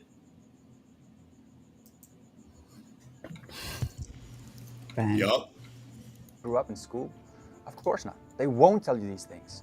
Darwin thought that they would find these missing links, probably sometime. It's been over 200 years. We've found none. None. Yep. Ignore what's on the screen, though. Don't pay attention. Yeah. And by the way, Yeah. for me it's very interesting that Darwin's wife, Emma, was a devout Christian. You know, textbooks used to say in the Normally beginning they- God created. Normally, people say that it's interesting that she was his first cousin, but okay. Yeah, they say that a lot. A few decades ago, Yeah. Being You a know, Christian was textbooks pretty used- common at the time, actually, as Well, it turns out. interesting I have that a Darwin's question. wife, Emma, Oh, was a devout Christian. not that. You know- What he's about to say, like, is this true? I'm not familiar with old textbooks, but You know, textbooks used to say in the beginning God created. A few decades I'm not familiar enough with old textbooks either. Maybe I do. Well, I could- will say like this. I could believe it, but I could also totally not believe it. Like, It is the case that could be either. older English textbooks, like for learning to read, often used the King James Bible as like a standard for just producing sentences for children to read out loud. This was for a number of reasons. One That's was true. I because mean, a lot of people were Christian, and it was the most popular Bible in English. But another one was just like they it had wasn't it. under copyright, so you didn't have to worry about any legal consequences for just copying gigantic sections of text from the King James Bible and just sticking them in your reader for kids. Yup. So, and I mean, to be fair, I do like the literary work that is the King James version of the Bible. It's beautiful. I In a lot of enjoy ways. it as now. Is it a great translation? I mean, not for scholarly work today. No, I wouldn't suggest it as your primary translation for the Bible for studying the Bible and to determine what it means, whether it be for devotional purposes or for more academic purposes. But that being said, it's still a great work of English literature, and it's a very historical work. And quite frankly, um, most of the time, it's a perfectly adequate translation. It's just occasionally it's not. Yeah. Ago, everything changed. And even the first sentence you'll find in many books is billions of years ago or millions of years ago. And they try to explain everything with a passage of time. But animals evolved. For example, they say this fish, called coelacanth, has been extinct for 66 billion years. Look, he's not a native English speaker, so I'm going to give him a big pass on mispronouncing coelacanth. I actually did. I'm not gonna lie. I until you just said that, and like I thought about it, like yeah, now I can tell. But I would not have noticed that if you didn't point it out that he's not a native English speaker. So Yeah, he's. So I've heard of this guy before, and I know that he's from some like Northern European country, and I don't remember which one. So like I think his native language is like Swedish or Dutch or something. It's like some North Germanic language. I just don't remember which one it would be. But here's the thing, right? The coelacanth that is alive today, Latimeria, is the genus that both modern species of coelacanth belong to. It is not a genus known in the fossil record, and it does not actually greatly resemble other coelacanths beyond being in the order coelacanth, right? So it's just not the case that this is some ancient creature that we have a fossil record of that survived till today. What it is a modern example of a lineage that otherwise went extinct. It's just like the Tuatara, right? We have other sphenodonts from the fossil record, but they don't look exactly like the modern Tuatara because it also has undergone 66 million years of evolution in between our last fossil sphenodonts and the modern sphenodonts. And in both cases, they were an isolated population that existed in a very small set of areas that were far away from anything that would normally be forming fossils that we could find. And that's why they exist as Lazarus taxa. And the thing is, we also have Lazarus taxa in the fossil record, right? We have things that seemingly went extinct at one point, like say in the Permian. The Permian is a bad example. Like let's say something that went extinct, say early in the Jurassic, so we think, but then it shows up in like the late Cretaceous, and we're like, oh, I guess it just didn't go extinct. It happens because the fossil record is imperfect. So fossil taxa are an inevitable result of the imperfection of the fossil record. And yeah, just sliding back and forth, you can tell that those aren't the same fish. yeah, right. Also, I just sort of like realized that I had like stopped it at a quasi in between moment. So I was like, oh, wait, because this is where I stopped it, I think. Which makes it look like it has an additional dorsal fin. Yeah, I did notice it was a very weird picture, and I wasn't sure exactly what was going on there. But yeah, you did stop it during the fade in. Whoops. They found this fossil of it. They found this fossil of it. Do you know how long 1 million years really is? Do you? Yes, it's a chat, million hold on. years. We should take a poll from chat to see if chat understands how long a million years is. I do not understand this whole. Do you know how long this period of time is? Yes, it's that period of time. What else could it possibly freaking be? It could be a lie from Satan, Dapper. Yeah, maybe. Yeah. I mean, that's just so long. So they say this fish has been extinct for 66 billion years. Where do they even come up with these numbers? It's interesting when you compare the books of... I A few decades, years ago, and you look at them now with the new books, you see that these years are not the same. why is science? Mm-hmm. Why is science science? I need to get my bingo website finished so that I can. Yes, this is so good. Changing. Well, the fact is, this fish species was not extinct. They first found it in 1938 off the coast of Madagascar and South Africa, where I come from. Now, if evolution is true, I mean, 66 billion years. Wait, he comes from South Africa?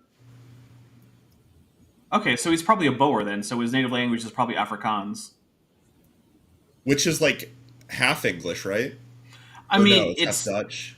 it descends from like earlier modern Dutch, right? So Dutch people conquered what's now South Africa, and then the English conquered it from them, started a big old war against them, as well as the local natives, and then yeah, ever since then there have been the descendants of Dutch settlers in South Africa speaking Afrikaans, which is descended from Dutch. I don't know to what degree Dutch and Afrikaans are mutually intelligible. Obviously, they are different, and they're probably more different than most languages that descending from colonizing languages, because with the English takeover, there was less frequent contact between Dutch speakers in South Africa and in the Netherlands than there otherwise would have been. So it is more different than, say, like American English versus British English. But yeah, I don't know to what degree it's actually mutually intelligible with modern Dutch from the Netherlands. Is it a Creole? Is that how you pronounce that word? By the way, I actually have no idea. I usually hear it Creole, Creole? but Okay. no, to my understanding, it is not a Creole. It does have loan words from African languages, but Creoles happen when two groups that don't share a common language come together, and rather than one language just taking in a bunch of the other languages, what actually happens is a new third thing appears, which generally takes the simplest forms of grammar from either language. So if my language has really simple nouns and yours has really simple verbs, the Creole will tend to adopt my nouns and your verbs in terms of grammar. And then when it comes to vocabulary, it'll just be a grab bag of whichever seems convenient to the speakers at the time. Nice. Time period. So that fish should have looked different by now if evolution is true. The fish is exactly the same. The fact is that these fossils... It's not exactly the came same, from though. Time period. Like, If it were exactly the same, we would have fossils of fish that could be reasonably identified as Latimeria, the genus. We don't. We don't have a single one. We don't even have any that are in Latimeridae, the family. Latimeridate. That's a made-up word. You're right. It is, like all words. Not 66 billion years ago. Correct answer. All the fossils we found of animals and plants are still the same as they are today. Crabs are still crabs, beetles are still beetles, and the list goes on. Now, what is interesting is, if the flood is true, there would have been a few animals that were together, with the flood. Is that what we found? Yes. We found graveyards of animals. What? Oh! What? This, like... What does that mean? He's going to talk about, like the localized concentrations of a lot of animals that die in a specific spot. Like, I don't know. Oh, Like, okay. Great. maybe, Yeah. like Okay. I see what you mean. Yeah. No, during the flood, all animals of a certain species just died en masse at the same time. Yep. Yeah. Yeah. And others, just So the problem could is that, hold their breath longer. yeah, on that one, your guess is as good as mine because none of it makes any sense there. Okay. Okay, let's let him make the point.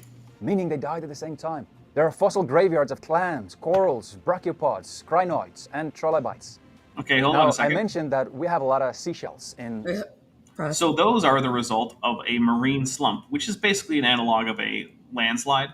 So limey muck, which is what's going to turn into limestone, tends to build up on things like, sloped continental shelves and things like that.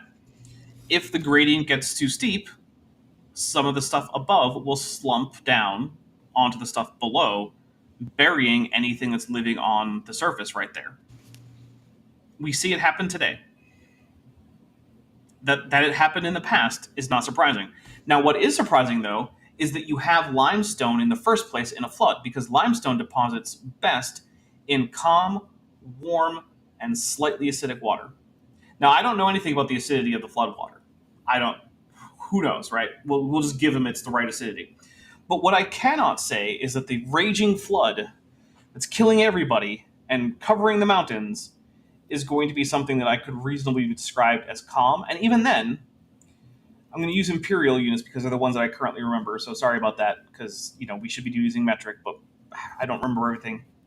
At best, you get about an inch of limestone deposition every 100 years or so. So yeah, the fact that there's as much limestone as there is on the Earth on its own precludes the universe, or sorry, the Noah's flood. And here's an interesting thing when it comes to the heat problem. Did you know the amount of heat produced by the lithification of limestone exceeds the amount of heat produced by the total number of known impacts from space on Earth? I did know that, Dapper. You know how I knew that? I knew that because I am also a subscriber and viewer of our good friend Erica over at Gutsick Gibbon. So There you go. Should be too. Yeah, It's very inconceivable to me that you aren't already if you're watching this, but yeah. So it's just crazy that how often someone will say this is a thing that points to the flood when in fact it actually precludes the flood if you think about it or look into it for like more than an hour. but that's such a long time. It's true. I mean, at that point, you might as well just get a PhD in it, right? Any conclusion that I come to with my bare eyes and a shrug. Yeah, any conclusion that I come to with my bare eyes and a shrug it has to be correct, right? Wait, you have bear eyes? I thought you had human eyes. I hate you so much, Dapper. On dry land, Unsubbing. miles away from the ocean, which is strange, number one. But we also find, number two, chalk beds on dry land. And not just here and there, but it's just all over the globe. That's trillions of microscopic. Yeah, there's this thing called sea transgressions, right? Because remember, chalk beds are a form of limestone that can't form under a flood. But what they can form under is a sea transgression. Now, what's a sea transgression? Well, if the continental crust is lower, or the ocean levels are higher because there's no sea ice, or land ice for that matter, or both, then areas that are currently above land will be underwater. And currently, we have, relative to a few thousand years ago, a sea transgression, right? Like, you guys know what Doggerland is? Or Yes. was, I suppose? Yeah. Doggerland is land that is currently under a sea transgression. Is the entire, area between, Great Britain and, the western coast of Scandinavia currently a flood? It's not how I would characterize it. But it is underwater, and it wasn't before. That's a sea transgression. Right. So, yeah. No, it's evidence of a great flood. Oh, got it. Well, I mean, it kind of is in that there were some floods that happened in Doggerland that were. I mean, yeah, no, extremely it was extensive. totally a great flood. Just not one that is. Oh, I didn't I even guess. notice about the T-shirt. Yeah, I just don't know that the Bible talks about it. Yeah, the Bible does seem to be kind of silent on Doggerland. In fact, actually, you can draw a little circle surrounding Canaan, Mm-hmm. and much more than a couple thousand miles, nothing in at least the Old Testament happens anywhere outside of that area. And then if you get to the New Testament, you have to expand it to just barely include Rome, and then that's the extent of the entire biblical narrative. Is just that one little section of the Old World. Yeah, I mean, because I think that it's most likely, and I'm not stating this as fact because I don't know, but it's most likely that a lot of the flood myths could have started from the floods, from the Younger Dryas, but I don't know that. And like you were saying earlier, I think that they were probably just embellished and egregiously, to whatever point. And, now we have these myths that are, in the Bible. But I'm not even, and even if that's how it started, I'm not even convinced that the biblical narrative is really necessarily even speaking to that. From what I've been hearing about it, it's just another version of my God's got the biggest dick. And that was most likely the point of it. I mean, it's not entirely how I would put it, but yeah, there is something to that's what's going on. All right. You know what? We'll agree. Move on. Shells. From the English Channel coast across Europe and into Israel. They're also found in the Midwest, USA, and in southwestern Australia. Where did it come from? Well, there was a flood. So they used to be water and it carried the seashells. Now, guess what we found in these Chalk. chalks? Crinoids, fish fossils, pliosaurs, turtle fossils, and other dino and bird fossils. So not only do we find the evidence of a lot of animals that died quickly on dry land, but also sea life that died on dry land. How is this possible? Well, there was a flood. The world was covered No, with but water. we already covered it. Yeah. Yeah. For example, we have these fossil graveyards like the agate fossil beds of the National Monument of Nebraska. There's also evidence of ocean life embedded in the limestone on Mount Everest's summit. Fossils of crinoids, ancient underwater animals with tentacles and cone-shaped shells. Yeah, covered How that did too. sea life get all the way to the top of Mount Everest?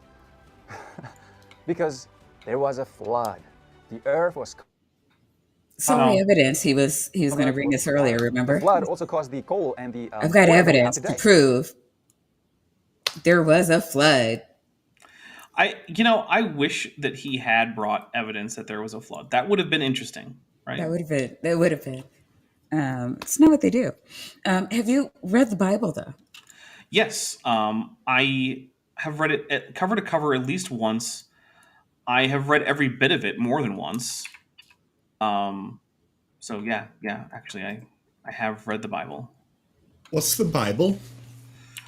It is a collection of books and letters from different time periods, stretching from the early Iron Age into early antiquity. And it primarily concerns, in the older works, the various religious writings of a Canaanite group that today is represented primarily by a group that is known as Jews in English.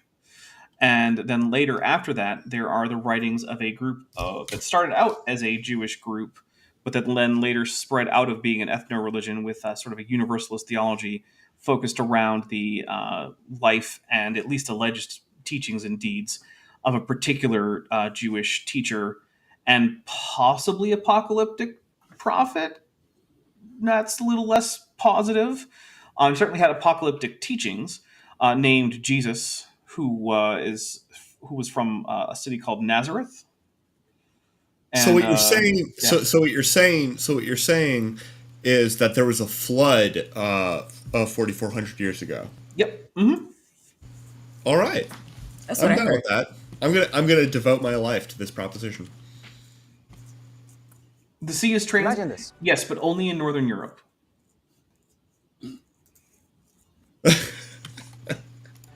With the water just raising, with every tide, it gets higher, higher, higher, right? And there's waves coming in. Every wave just knocks down trees and life, and then you get all these layers from the sea up until the mountaintops. And that's how we get these layers of oil and coal.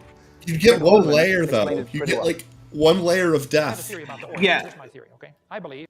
Okay, so actually, speaking of Kent Hovind actually recommends that you do an experiment in sedimentation that actually confirms the flood, which is weird. So he asks you to dig up a bunch of different rocks and soils and sands and whatnot and dump them into a jar so that the jar is about like a third of the way full, right? And then fill the rest of it with water and shake it up vigorously. And then just leave it alone.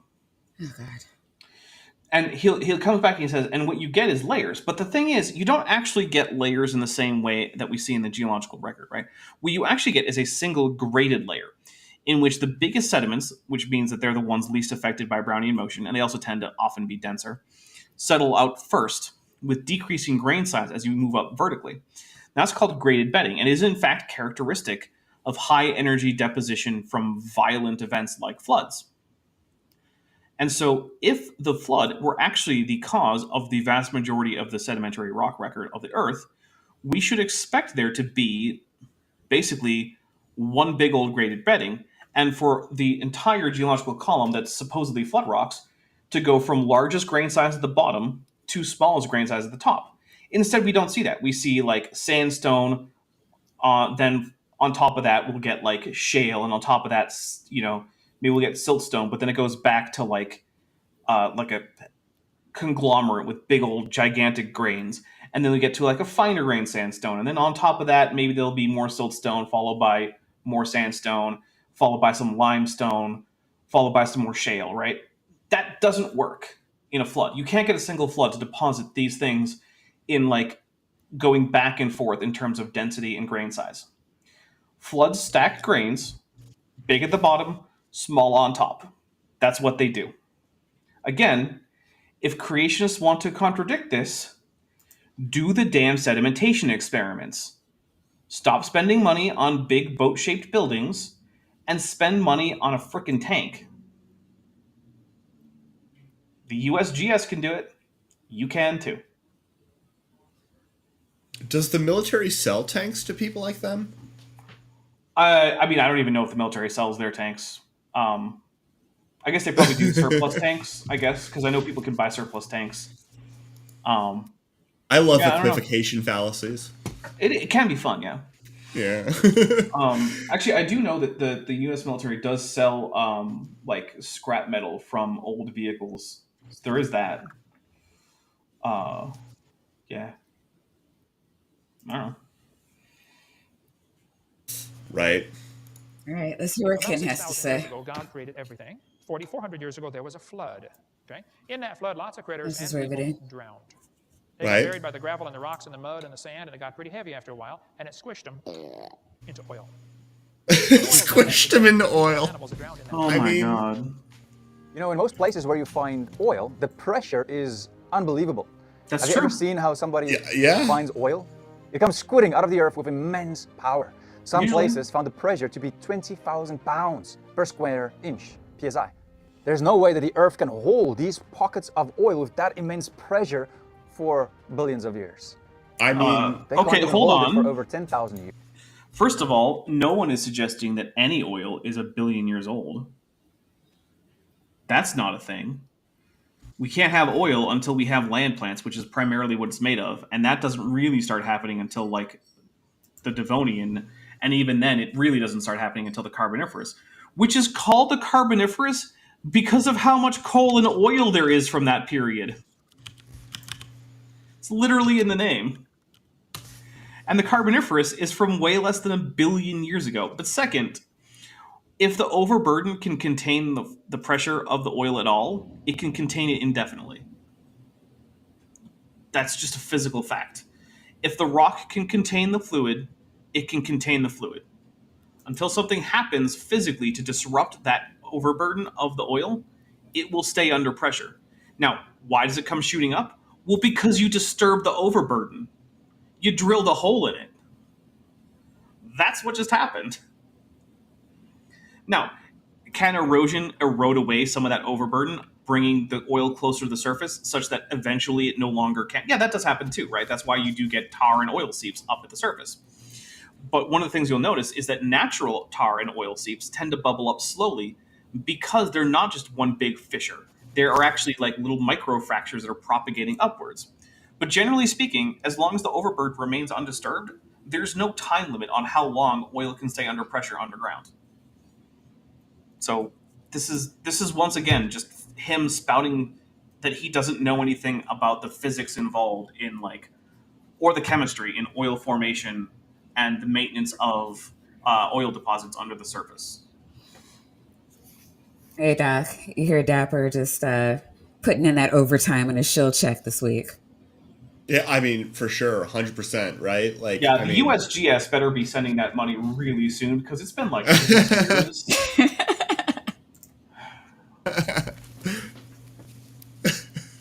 Freaking USGS. years.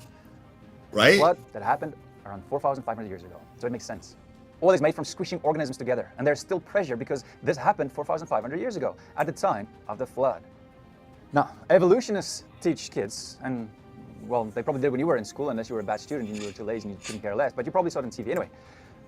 Okay, that was, I mean, Weird, but sure, fine, whatever. Right. The point is this. They teach that when you look at the Earth and you see those different layers, right? Those layers represent different ages. The geological column, they call it, is their time scale. Even the Jurassic Age is also in there. They say all animals evolved over time and different animals should be found in different layers. This is plain nonsense. And all you need is just a little bit of why? common sense. What? It's Because, a lie. period.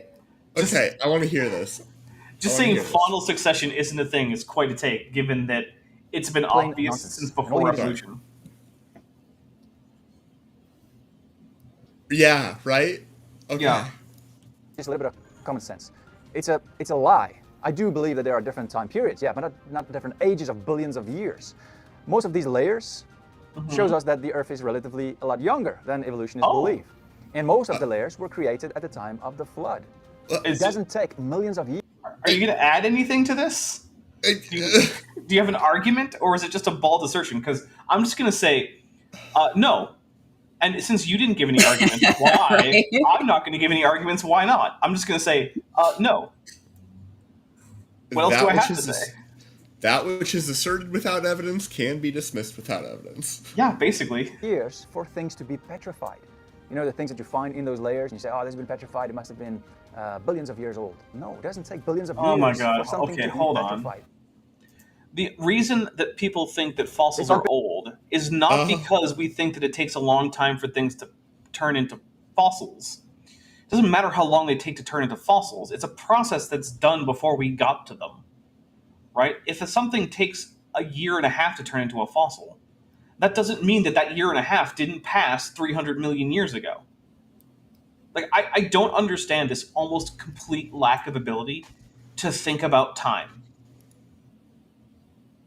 Like, why cannot people who are young Earth creationists just think about time in any other way than, like, in small human timescales?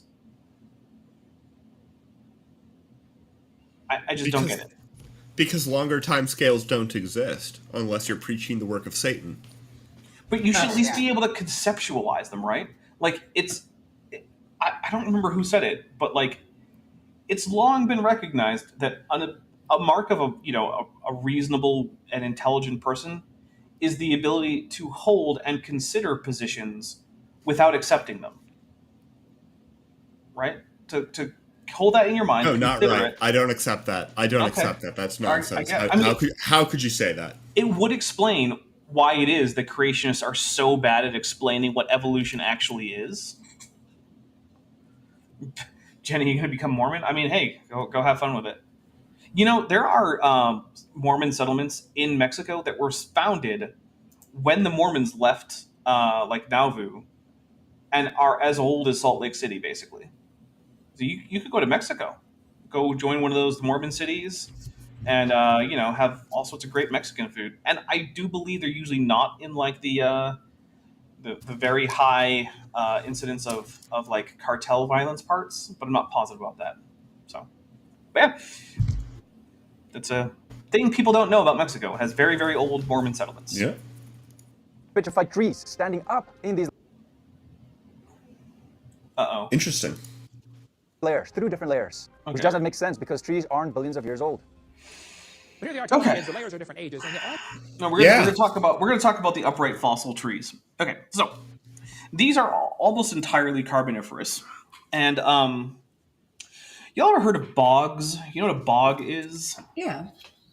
All right. Now, most people don't actually know the definition of a bog, right? They just heard. I of them. don't. Right. Yeah. So a bog is a wetland where the rate of deposition is higher than the rate of decay of the plant matter in the wetland. Oh, so they're basically fossil factories. Yes, that's why bog mummies are a thing also. Yeah, bog bodies. Mini Minuteman, who uh, i- is fantastic, has a great video on bog bodies. Yes, he does. Yeah, I also watched Mini Minuteman. Which actually, okay, so here's a weird thing. He did a short recently where he mentioned the school I got my degree from, and it was really weird. Not just the school, like the campus. So that was weird. Interesting. Interesting. I mean, he's from near where I grew up, so it makes sense. Oh, okay. Well, there you go. He's Did actually you still grow up in lives. Pangea? Well, when I say where I grew up, I mean like where my human adopted family took me in and helped me readjust to like human society. Yeah, my understanding is it took you a long time to readjust after you woke up from your weird coma or whatever. We can't talk about that. I might have to kill you. Yeah. Okay. Don't worry about that. All over the world, petrified trees are But what I was going to say is Right. another thing is that these layers, right? They're not different strata. They're different laminae, basically. And what a lamina is it's a layer within a stratum that represents the same depositional environment, but there's some kind of minor change. And so what happens is these bogs occasionally they do flood, right? But they're relatively minor floods. And one of the things we can find in between these layers are paleosols. That is fossilized soil. And soil isn't just sediment. Soil involves things like organic matter, bioturbation, roots, things like that, right? It takes life and time to establish topsoil. You can't just go into a barren landscape that just had a bunch of flood wash over it and just, boom, get soil. Topsoil takes time. And there are hold on. multiple layers. Question. Is there a geologic or whatever definition for soil and also for dirt? For soil, yes. Dirt, no. Dirt is what happens. Dirt is the thing you clean up. It doesn't have to be soil. It often is soil, but dirt is just bits of stuff from outside that needs to be cleaned. It can be sand, it can be soil, but yeah, dirt is the stuff that you put plants in. And soil is what you just described. Right. Now, I know that colloquially most people consider those two things to be more or less synonymous. But if you find someone who's a scientist who studies soil, do not call it dirt. They will get offended and they will correct you. You see, chat, this is why I asked the question. Yeah.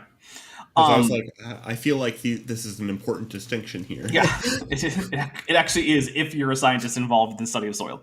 So yeah, there are actual like paleosols in between these layers. So what's actually being represented here? Well, it's not millions of years. It's probably not even thousands of years, but it probably is decades to centuries. And the thing is that if a tree dies standing up, it can take years for it to completely rot away. And if it's in a situation where the deposition rate is higher than the rotting rate, a big part of its vertical extent can be covered. And further, these are trees that were dying before anything could digest lignin, which means they actually lasted a whole lot longer after they died. Because lignin is the thing that gives woody plants that woodiness. It's the structural protein that makes it not just a regular old stem, but instead makes it actually wood.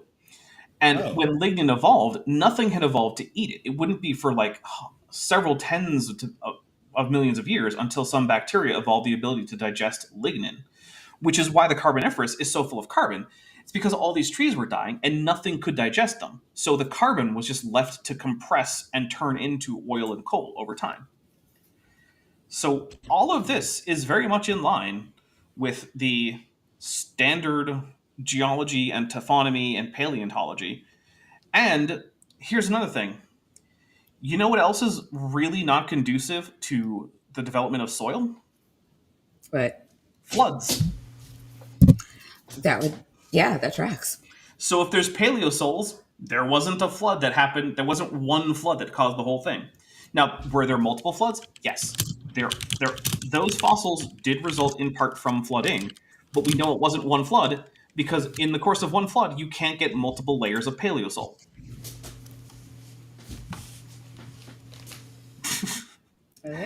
Dr. Tapioca Weasel, yeah, that checks out. All right, can we go back to the beginning so we understand? I mean, because it's hard enough trying to figure out what Ken is talking about without starting in the middle of a sentence. Of years old, up in these layers, through different layers. The layers are different. Which doesn't make sense because trees aren't billions of years old. That's true. They're not billions of years old. I'll give him that. But here they are telling the kids the layers are different ages, and yet all over the world, petrified trees are found, like this one, standing up, connecting different rock layers. Now, if you have a petrified tree standing up, running through multiple rock layers, I don't think it's common sense to say the layers are different ages. Not by much, anyway. I mean, how long can a dead tree stand there before it falls down? Okay, hold on. Go back to that diagram. It was just like a few frames ago. Are different ages. Not by much. This one? Okay, yeah. One of the things I want to point out is that these trees are petrified in situ as they grew. And you can see multiple layers where trees started to grow at a certain time, were send down roots, and then there was almost certainly a flood came. It killed off one generation of trees, and the next generation started growing at a higher layer. This right here that Kent is showing in his talk is a diagram showing why his idea for vertical tree fossils doesn't work. Now, I'm going to get myself a new beverage because I've been talking too much and my throat is getting dry. So... And Dapper, according to your own rules, you got to drink because this is a Trojan source, right? So, I mean, yeah, basically, there is that too. Ironically, it's from ICR.org. I love that. ICR put out this picture. What's ICR? That's the Institute for Creation Research. yeah. Oh, yeah. But here's the thing. They're really fucking stupid. Yes, they are. All right, I'm going to grab myself a drink. I'll be right back. All right. All right, Doc, you and I got a riff, or let's get through this Kent Hovind piece. Oh, man, How long yeah. can a dead tree stand Like, I mean, Dapper has to deal with enough Kent Hovind, right? there before it Right, falls down? right. 5 years, 10 years, 20 years, 5,000 years? I doubt that. And yet, petrified trees they're called polystratifossils, going through multiple layers. They're very common. Hundreds and hundreds have been found. They're not called that Well, except by to prove the point. creationists. But hundreds have been found, petrified, standing up. In central Alabama, there's a large coal mine where they found all kinds of petrified trees standing up. Now, the kids have been taught for years that those two layers of coal, called the Mary Lee and the Blue Creek Formation, are different. Oh, hey, look, okay, if you were playing bingo, this is also a slide where Kent is doxing people, so that's hilarious. What was he does that.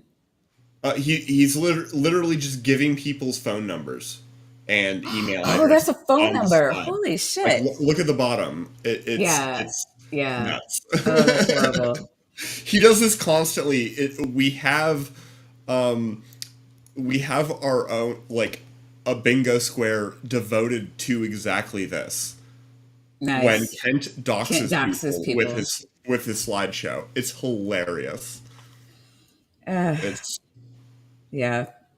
absolutely Such a treasure. Right? Of a sort, you know. Ages. One man's trash and all that. By millions of years.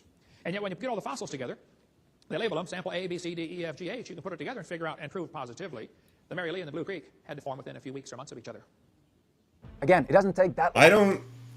Okay, I actually want to ask. I haven't seen this particular argument to my recollection. And I'm interested for Dapper's take here, actually, because... The Mary Lee and the Blue Creek had A, B, C, D, E, F, G, H. You can put it together and figure out and prove positively the Mary Lee and the Blue Creek. This right here. Mm-hmm. This would be a good argument in favor of his position if his position, is true. I'm back. Okay. Right. Oh, hey, look, it's So another diagram we showing skipped why ahead their a little model... bit because we figured, Dapper, that you... No, this one isn't, actually, is my point. I think his point about this is that these are upright trees and that these are a whole bunch of different layers. And his assertion is that all of these different layers take, like, a long time or something, but... they don't, actually. That's the thing. They don't take a long time. I also just don't think that this is a real figure. So it actually does not look obviously like egregiously wrong. So I can't say. Like I don't know what the source Okay. is. So Well, I mean, it would depend because, like you were saying, in order for this to be true, during a flood, new trees would have to plant and grow and then be have sediment pile up on top of them. and soil develop Yeah, in a flood. yeah, which is only what 40 days and 40 nights. So That's how long the Well, rain lasts. The flood yeah. itself is a slightly over a year long event, according okay, to you're the right, Bible. you're right. So But still, yeah, still it's not enough time to develop multiple layers of paleosoil. Here, and have let's. trees grow to adulthood and be Yeah, yeah. no. Yeah. Hundreds have been found, petrified, standing up. In central Alabama, there's a large coal mine where they found all kinds of petrified trees standing up. Now, the kids have been taught for years that those two layers of coal, called the Mary Lee and the Blue Creek Formation, are different ages by millions of years. And yet, when you get all the fossils together, they label them sample A, B, C, D, E, F, G, H. You can put it together and figure out and prove positively the Mary Lee and the Blue Creek had to form within it. All right, so now I see what he's saying is the Blue Creek Yeah. coal bin. All right, so first of all, I'm not familiar with these or their relative ages. I do know, however, that creationists often like to talk about coal beds that have had been reworked. So what reworking is, so imagine that you have a coal seam that gets exposed to the surface, right? It can then weather away and become sediment that is deposited downstream, which deposits a new coal layer from coal that is much older, but it can contain other sediment that's younger. And you can tell Yeah. when this happens. It's not going to be as dense. It's not going to be like pure coal. Yeah. It's going to be. So there is that. I do know that creationists love to talk about reworked coal as if it were some kind of problem, even though it's identifiable. I'm not going to say it's easily identifiable because I mean it's not like I'm an expert who could go do it, but there are people who can. The other thing is, so worst case scenario for the scientific consensus, the Blue Creek and Mary Lee coal beds were formed what, like a century apart? Okay, that's it. That's the worst case scenario there. Especially since if there's no intervening extrusive igneous layers, they couldn't have been independently radiometrically dated. So any age estimates would have been based on very rough estimates that are not able to be checked with absolute dating, which just means, okay, so we got that estimate wrong. Great. So, like, if Kent is 100% right about the Blue Creek and Mary Lee, which I don't know, and quite frankly, at this point, I mean, Yeah, look, that's it's what like I'm it's almost saying. 9 o'clock on a Sunday night. I'm not going to go look into it right now. But the worst case scenario is like, okay, so these two coal beds are separated by like a century at most. Woo! Yeah. The age of the Earth is not based on the extent of time it took to lay down the intervening layers between the Blue Creek and the Mary Lee. Is there an underground fossilized prehistoric forest in Illinois? I don't know of one, but that doesn't mean there isn't. What I would suggest doing is checking like local like parks and things like that, because things like fossilized forests tend to end up as like state parks or tourist attractions, or possibly coal mines, depending on if there's enough coal in that. So if there's a bunch of coal near where you live, then there's a fair chance. If there's not, it's still possible, but I don't know of one. Okay. In a few weeks or months of each other. Again, it doesn't take that long for things to get petrified. They found a petrified cowboy God. boot with the man's leg bone still in a dry creek bed in West Texas in 1980. All right, we might as well pause it. Right. Hey, y'all know about hard water? Yeah. Yeah, that's what that is. That was a boot that was in hard water, and Yeah. it got lime and calcium on it. Basically, if you dip that stuff in CLR, it would wash away. CLR, for those of you who might not know, stands for calcium, lime, and rust, and it's a cleaning product Yeah. that quickly dissolves calcium, lime, and rust. This isn't rust, but it sure is calcium and lime. I was surprised. I had seen a documentary. It was on back when the History Channel was an actual History Channel, and they actually had this story. And so I don't know. Up until this point, I was wondering if he was like legit stupid or a grifter, and now I'm like, oh, he's not even trying. Well, so the thing is, he's getting this from Kent Hovind, right? This is a Yeah. Kent Hovind slide. In Right. fact, I actually think he probably paid for Kent Hovind slides, because Kent Hovind will send you his slides for like on a USB drive for not that much money, actually. Interesting. Considering how many slides he has, he has a lot of slides. Yeah, it's several thousand slides, but like he's clearly a Kent Hovind follower, and this Yes. is literally a Kent Hovind slide. So he's just getting this from Kent Hovind. We can blame Okay. Kent Hovind for this. Okay. Yeah, I'm all, you know me. I found you during a Kent with Bent. All for blaming Kent. Yeah, Kent is he's a character. It's kind of the worst. Yeah, yeah.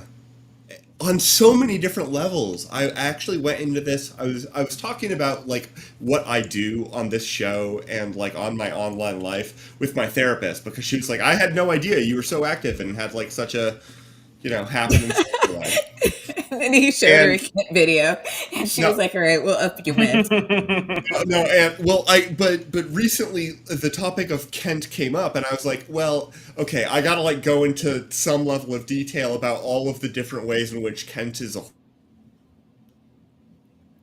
horrible person, and like the one that haunts me is the kid who died at his park. Yeah. That's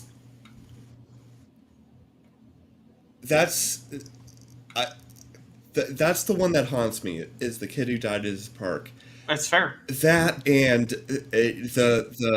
his recent legal troubles. The domestic abuse yeah. I mean, even before that, he admitted to abusing his kids. He didn't use those words, Oh, yeah. but the actions he described amount to abuse. So, Oh yeah, just like that one where he talks about, I mean, laughingly, like pulling Dentist. Eric out of a dentist chair and just beating the ever-loving shit out of him in the parking lot. there's also the time that he bought his 3 kids 1 cup of soda at a fast food place. And then when they were not able to adequately share the soda in the back of a car, he just threw it out so that they were all sad. Like, dude, you got your kids. It's like trying to feed like 3 puppies from 1 food bowl. Yeah. One of them is going to starve. That's just how it's going to work. You know that you have kids. They're not emotionally mature enough between them to adequately share 1 cup of soda. Buy them 3 freaking cups, you asshole. He's a gem. Yeah. Mm-hmm. His leg bone still in it, in a dry creek bed in West Texas in 1980. Now, let's go back to the trees. Why is there not one tree that's older than, let's say, 5,000 years? Because there was a flood 4,500 years ago. Hey guys, why is there not one human that's older than, say, like 130 years ago? Is it because there was a flood 130 years ago? Or is that just maybe how long people live? Maybe No, it's definitely because there was a flood. Yeah. Final answer. Maybe no matter whether or not there's a flood, there's going to be an oldest tree.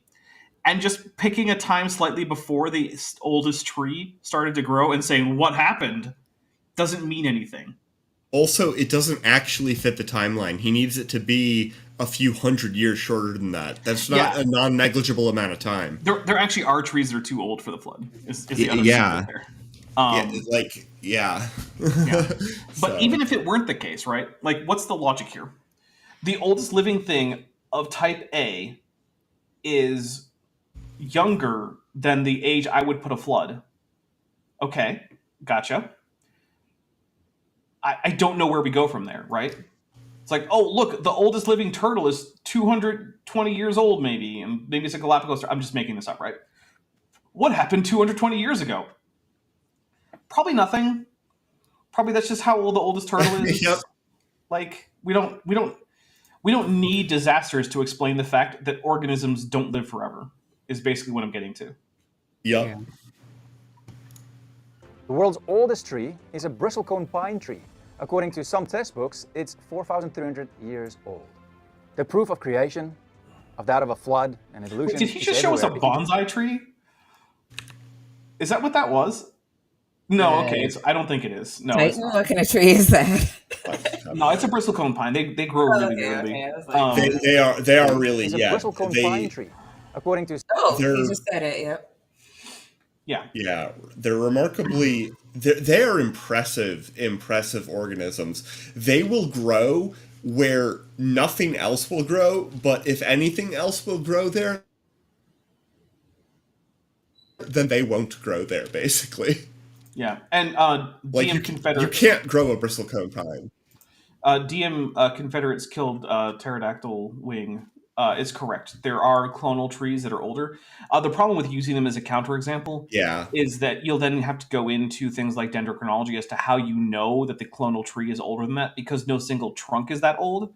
Yeah. So that becomes a whole involved thing that I usually don't want to get into. Yeah, like a single quaking aspen trunk will only like what's the time range on that? I don't know, but it's I don't think it's even centuries. Yeah, exactly. I think it's less than 100 years actually, but Yeah. I'm not sure. some test books, it's 4,300 years old. The proof of creation, of that of a flood and evolution, it's everywhere if you just open your eyes and just ask questions. If you're just open. Okay, here's my question. Take the Why ocean, is for it example. nothing this When it guy rains, has around said 30% of the rainwater moves into the ocean. And Why is Wait, it that why is- nothing this guy has said checks out? That's my question.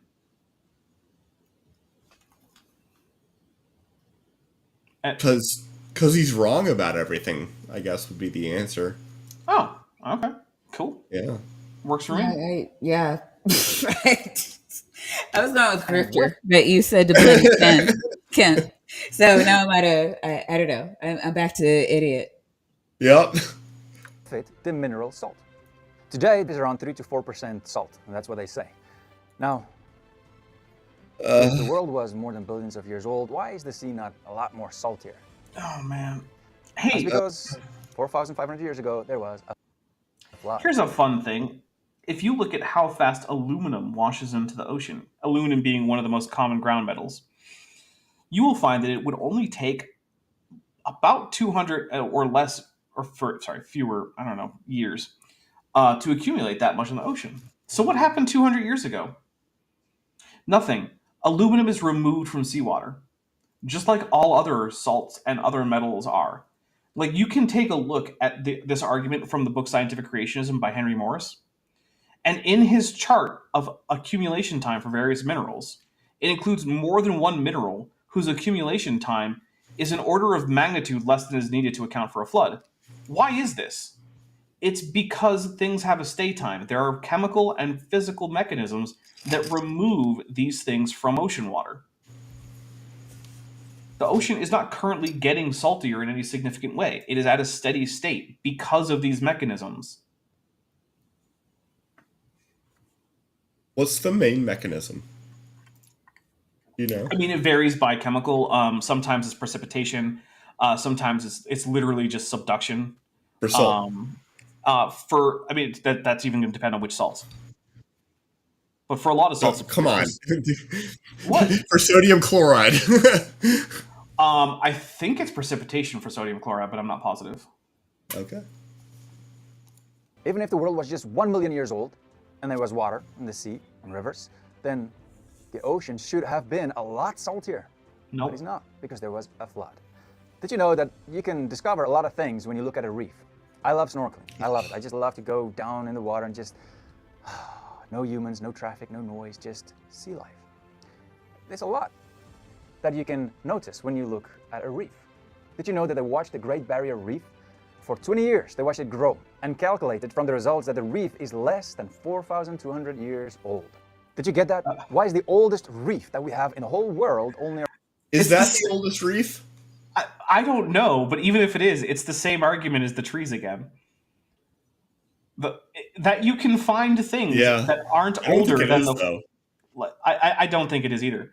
But I searched the you can world for find- things that were exactly the age that I need them to be. Exactly. And Yes. they prove my point. It is unsurprising that the Earth contains things that are about 4,400 years old. I can't imagine why it wouldn't. It also happens to contain things that are older and don't show evidence of a flood. So, checkmate, I guess. And also the thing is that in order to determine that these things are these ages, like the Great Barrier Reef and whatnot, you have to rely on dating techniques that otherwise also show the Earth to be much, much older than he wants it to be. So he's trying to have his cake and eat it too with dating techniques. He's like, oh, look at this thing that's only 4,400 or 4,300 or whatever years old. Oh, how'd you figure that out? Oh, well, I did this, this, and this. It's like, okay, well, can you apply it to this other thing? Because if you do, it'll show that, there just wasn't a flood. Oh, well, no, we're not going to do that. Okay, cool. That makes sense. That checks out. Yeah, it checks. Around 4,200 years old. Why is there not reefs out there that's older? Maybe 50,000 years old or 100,000 years old or older? Because there was a flood. I mean, if there was, he wouldn't acknowledge it. Yeah, he would deny it. But here's the thing. 50,000 years ago, none of the places that can grow reefs now could have grown reefs then. Because the oceans were much, much deeper and in many places colder. So the places where reefs could grow are currently on land, which is why we have numerous islands that are actually made up of older coral reefs. The older coral reefs are out there. They're just dead and land now. That's literally the answer to his question. The sea levels dropped, and old coral reefs are now just land for the most part. Based on a sea level argument, do you have a ballpark for how old the oldest coral reef could be? I don't think it would be possible for a coral reef to be much more than 12,000 years old or so, but that's okay. A very rough ballpark estimate. Yeah. No, that's fair. Yeah. Interesting. 4,500 years ago. The evidence is everywhere. If you just look. If you look at canyons as well, if you look at coal beds, if you look at caves. I love caves. I've been to amazing caves here in South Africa with beautiful cave formations. And when you go inside, you see these cave formations, stalactites. And, evolutionists say that small drops of water created stalactites over millions of years. Some of them can form way faster than that, but... Yeah, it depends on the chemicals involved. Beautiful, they grow down. But also, most caves aren't millions of years old. Most are tens of thousands of years old. So, I mean, there's that. Yeah. Caves... Down from the cave sea. Caves don't take millions of years to form generally, and they also generally don't last millions of years. So they're, geologically speaking, they're a transient phenomenon. Now, in the span of a human lifetime, no. They're basically permanent. But a human lifetime is very short compared to geological time. Yeah. Bitcores, he might be bringing up the ones under buildings. Yeah, the stalactites made of basically quicklime, which is what happens basically when you bake limestone. Yeah, he's probably going to talk about that. But they're not millions of years old.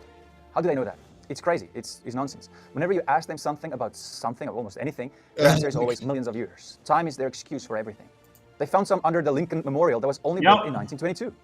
They found some in a mine in Australia after they reopened. All right, so these are made of quicklime, which is quicklime is used to make concrete because it sets relatively quickly, but it's also fairly water soluble. And it also comes out of solution from water fairly easily, which is the whole point of concrete, which means that if you make a building out of concrete using quicklime and it has an open cavity at the bottom, if any cracks develop in the support structure that's underneath that concrete made of quicklime, you can get very long, very thin, stringy stalactites over the course of decades instead of centuries or millennia. Are the caves that he's talking about made of quicklime? Why no? No, they're not. That's it. It's not the same thing. He could just check the chemistry. But it's easier not to because, again, this is directly out of a Kent Hovind talk. Because remember, I've seen every single one of Kent Hovind's seminars more than once. I recognize it.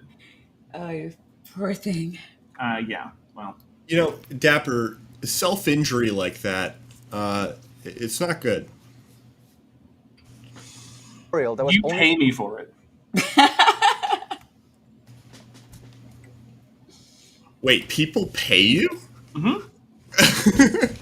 Yeah. Hmm. I, Like, I you mean like literally other people in the stream on a regular basis? Hmm. yeah, I literally pay my rent with Kent Hovind money.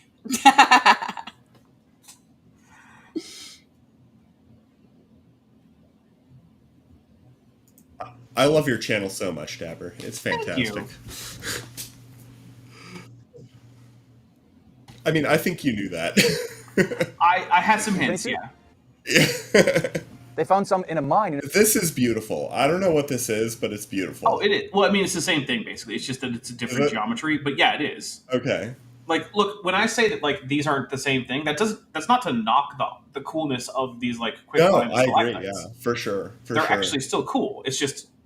They're super cool. It's just not the same thing. Yeah. In Australia after they reopened the mine when it was closed for only 55 years. There are many other examples, and it proves that it doesn't take millions and millions of years for these things to grow. And you know, the geological column is also made up. It is nonsense.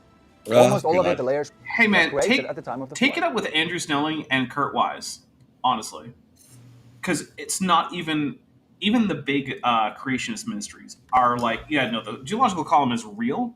We just don't think it formed or represents the same thing as, I mean, science does. I'm not going to pretend that they're actually doing science over there. There's creationism, which is a pseudoscience, and then there's actual science. But all of the main creationist groups are on board with the geological column being a real thing. This is yet more evidence that he's just a Kent Hovind clone. I mean, I don't know why he thinks that he should be doing the Kent Hovind shtick. Maybe he figures that, like, I don't know, he's like young and more attractive than Kent, so like maybe he'll get more traction with it than Kent does. Which, I mean, maybe that's true. What's this guy's like subscriber count? I don't even know. That would be 957,000. I think he's right then. I think it is working for him, doing the whole like Yep. I'm like more attractive young Kent Hovind. So hey, I mean, good on him, I guess. He found a way to success on YouTube. I just wish it were a little bit more honest and a little less dumb, but Way to restore say, my though- faith in mankind. I gotta say though, anything he can do, Eric Hovind can do better. he's got better cheekbones than Eric Hovind. That's true. That's true. He's objectively a very attractive man. I would say that. According to geologist Dr. John Whitmore, 80 to 85% of the Earth's land surface does not have even 3 geological periods appearing in correct consecutive order. Well, first, I trust a quote from Dr. John Woodmorap about as far as I could throw Dr. John Woodmorap, which, given my small arms and limited, like flexion ability with them, it's not very far. Yeah, but second, so what? The geological column isn't something that has to exist physically, right? The geological column is a model. Models aren't physical reality. They are a way to orient yourself in physical reality so that you can make predictions about it. So, for instance, we'll go with the globe, right? The globe is a mathematical abstraction. And for various purposes, it gets closer and closer to reality. But if you wanted a globe that was so exact that the model was just exactly what reality is, it would just be reality. It would no longer be useful. The reason that we use models in science is to simplify things so that we can make predictions without having to know literally everything. Now, another example of a model is the celestial sphere, right? We track the position of things in the sky based on a latitude and longitude system that's projected onto a make-believe sphere that encases the Earth, called the celestial sphere. It doesn't actually exist. You can't go into space and touch the celestial sphere. It's a model that is an abstraction that helps us orient ourselves when looking at the night sky. Similarly, the geological column is an abstraction that helps orient us when we're looking at actual rocks in the real world, because it lists all of the time scale of geological time in the order in which it occurred, specifically so that you can know where you are in this. But that doesn't necessitate that there be any one place where literally all of it exists. In fact, such places should be rare, because we know from just looking around at the world today, that there are places where deposition is occurring, but there are also places where erosion is occurring. If erosion is occurring in a place, you can't get a new layer there because erosion is taking away old layers. That's what erosion is. Deposition in one place is necessarily caused by erosion in another place, which means that in most places you cannot have a continuous geological column because they will have experienced both erosion and deposition at different times. So pointing out that, like, oh, hey, most places on Earth don't have a continuous record of deposition for the past, 4 billion years, it's neither significant nor surprising. Yeah, I have nothing to add to that. Indeed. Farensow says spherical cows. Yeah. Assume a spherical cow with no wind resistance.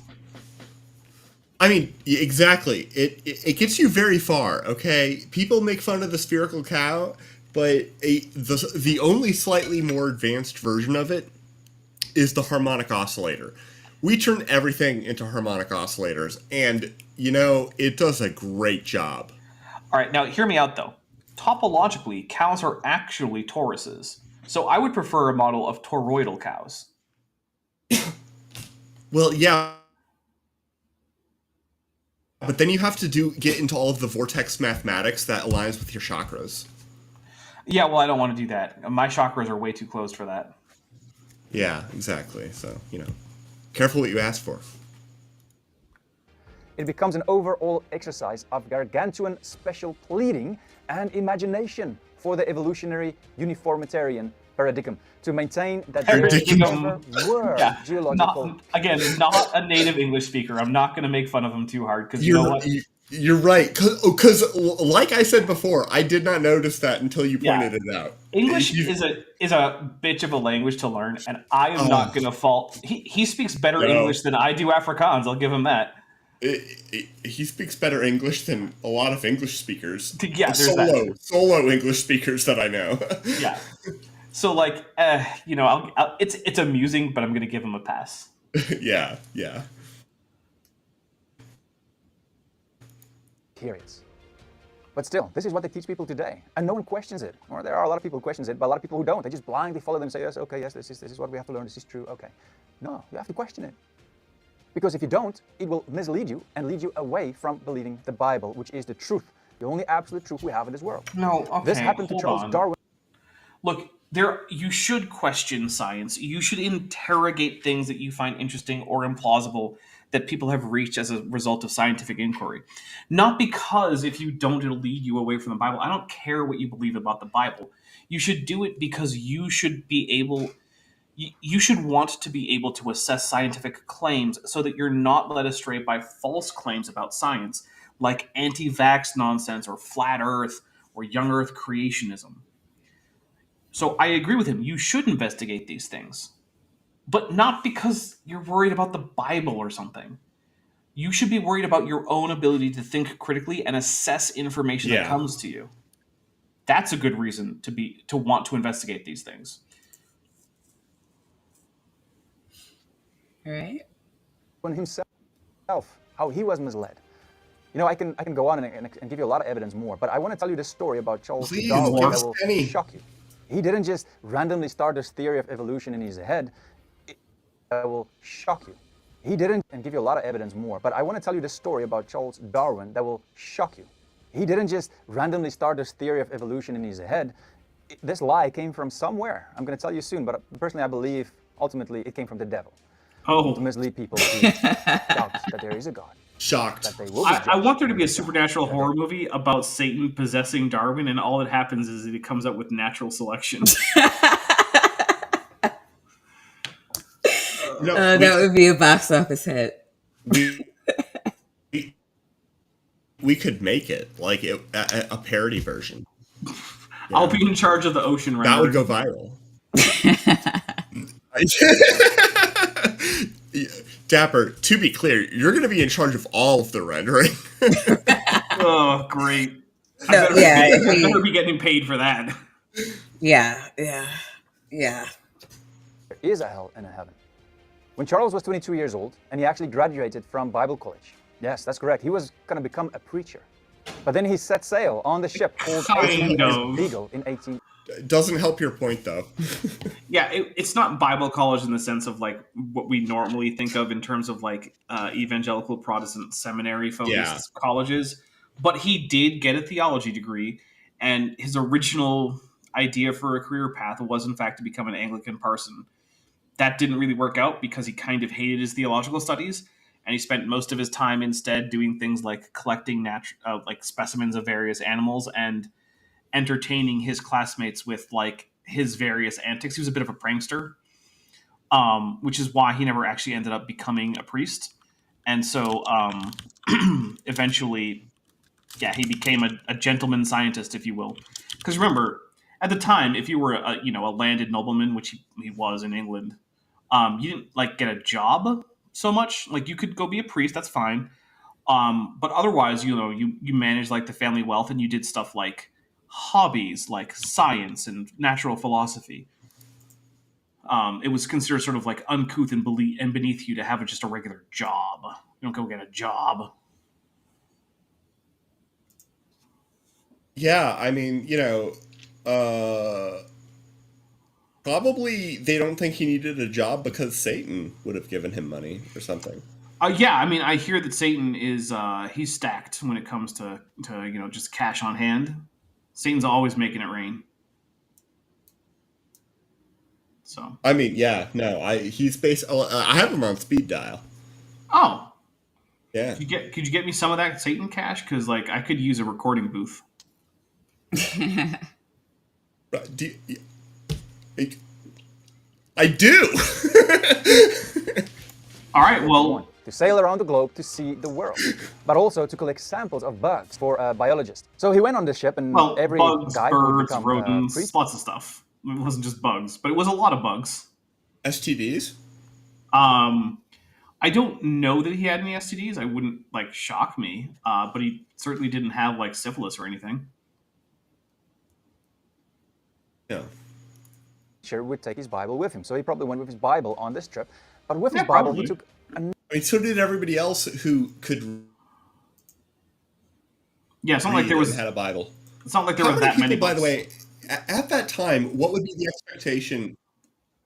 Yeah. Oh, at that time, what would be the expectation that a person on the HMS Beagle would be able to read?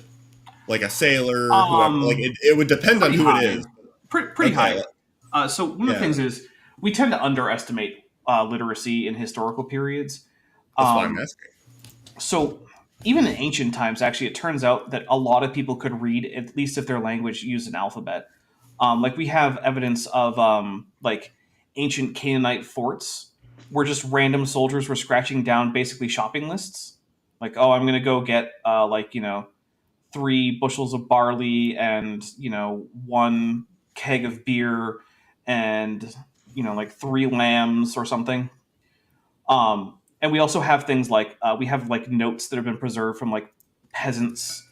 Like actually, there's one that's kind of abusing that I'm aware of that's in Russian from a Russian peasant from like the medieval period, where basically he's writing a note for his brother to deliver to his wife to tell him, hey, send it back my shirt. I forgot my shirt. Could you send that back with my brother, please? We have even things like people complaining to their kids on clay tablets in Sumeria. So as time goes on and as alphabet spread, literacy becomes more and more common. By the time of Darwin, unless you were like a street urchin or something, chances are that you could read. It's less likely that you could spell in any consistent way, but you could read well enough to like figure out a contract, or you could probably get through the Bible with some difficulty, but you could do it. You could write notes to people, stuff like that. So just like today, where there are different levels of literacy, there were different levels of literacy then, and the average level was lower, but most people could, Okay. read Yeah. at a basic level at least. Yeah. Okay. This is why I ask, because I know like the education system has dramatically changed, even from like around that time period. I mean, if you went 40 years later, I think it resembled modern day more Yeah. so. So one thing is that literacy was often something that was done at home. So like after a day's work, you'd come home and you and your parents would go over your letters. That was most of how like I mostly learned to read at home. I did too. I struggled a little bit when I was in kindergarten, and I actually still struggled a little bit in first grade, but Yeah. mostly because I was good at other stuff like math and didn't, you know. So, Yeah, I mean, but, it's learning to read at home is a time honored tradition. well, All right, Another let's go. book that just came out. This book is called Principles of Geology by Charles Lyell. This book changed everything. And Darwin said, disbelief in the Bible crept over me on a very slow rate. But at last complete, the rate was so slow that I felt no distress. He wrote this to a friend called Russell Wallace. Now I want you to understand something. I believe that he was never a Christian in the first place. Because if you have an encounter with something, yup. I mean, okay, look, I will say this. Charles Darwin was raised in a house where the theological beliefs are outside what most Protestants would accept as minimally Christian. So, if you want to go with the definition of Christianity that's in operation in most evangelical Protestant churches, then technically he's right. Charles Darwin probably wouldn't have ever counted as a Christian for the primary reason that he was probably a Unitarian back when he believed in God. However, there is no reason to think that Charles Darwin was not a sincere theist and that he would not have called himself a Christian because he did believe in Jesus. He did have some kind of belief in the Bible. He believed in God. Granted, it was a Unitarian God, and most evangelical Protestants would say that if you're not a Trinitarian, then you don't technically count as Christian. And I'm not going to get into that. I'm not going to go, no true Christianing or deciding who does and doesn't get into Christian club. That's not what I'm here for. But yeah, this is just one of those things where it's like, oh, if you have a real encounter with the Lord Jesus Christ, then you can't ever deconvert. Okay, cool. It's a nice story. But people who have the exact same psychological state that you have right now, guy, end up stopping to believe in God, and it's just a thing that happens. Sorry. Yup. big, like a lion, and you go home and you say, hey, I just had an encounter with a lion. People will look at you and say, well, why are you not dead? So they will think, yeah, you probably lied. If you have an encounter with the living God, where He makes you a new creation, where you accept Him as Lord and Savior, and He gives you His Spirit, because God is Spirit, and you can only worship Him in spirit and in truth. That's only how you can connect with Him. People who are not spiritual alive, they can't. They can't even understand it.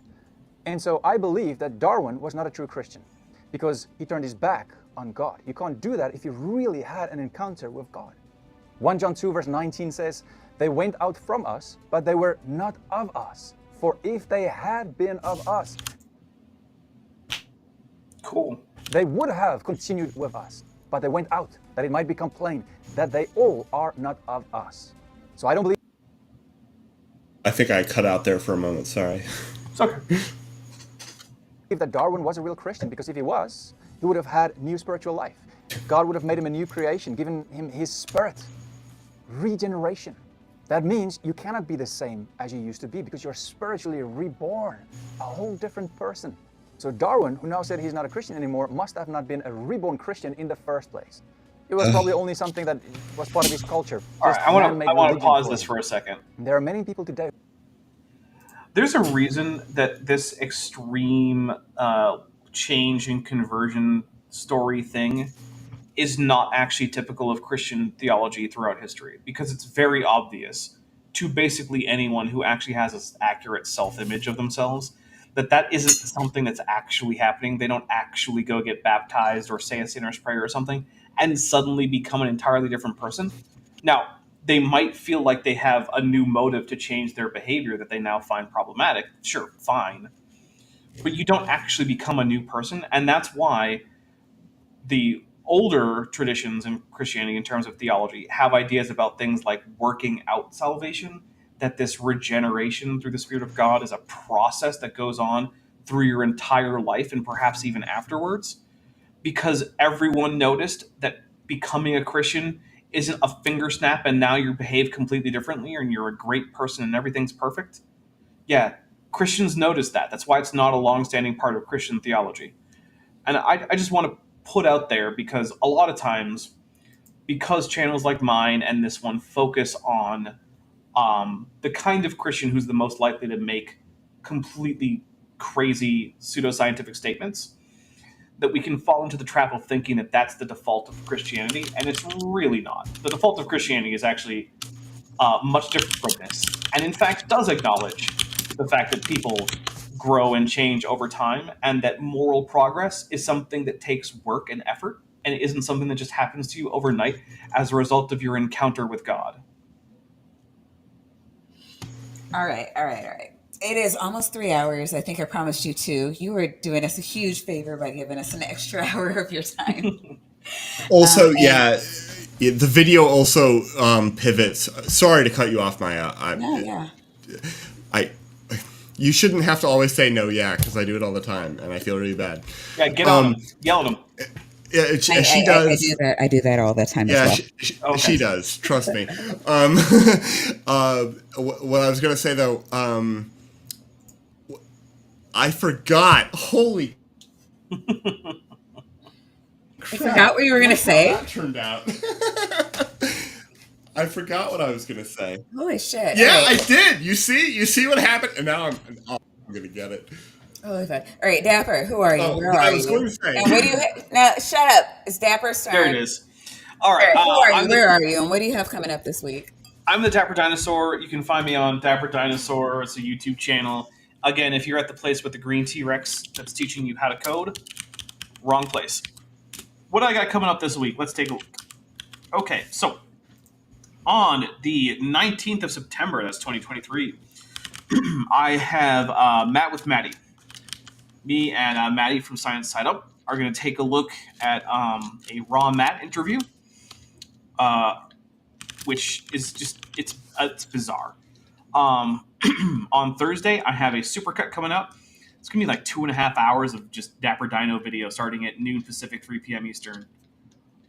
So, yeah, it's going to be crazy. Oh, that's going to be awesome. On Saturday, I actually am not positive. I have invited Vishanti back on for a Dapper React. I'm thinking also about, in some other Saturday, inviting Kip Davis on for a Dapper Reacts, maybe with Vishanti.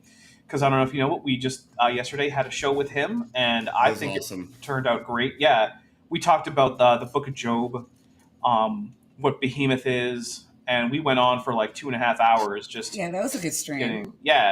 We dug into things like the history of the text, the genre of the text, the emendation history of it, what we can tell about Leviathan and Behemoth from not just earlier Hebrew literature, but surrounding ancient Near East literature. Lots of great stuff. And so I think it would be great to have Dr. Kip Davis back on. But currently that's not like in the actual plans.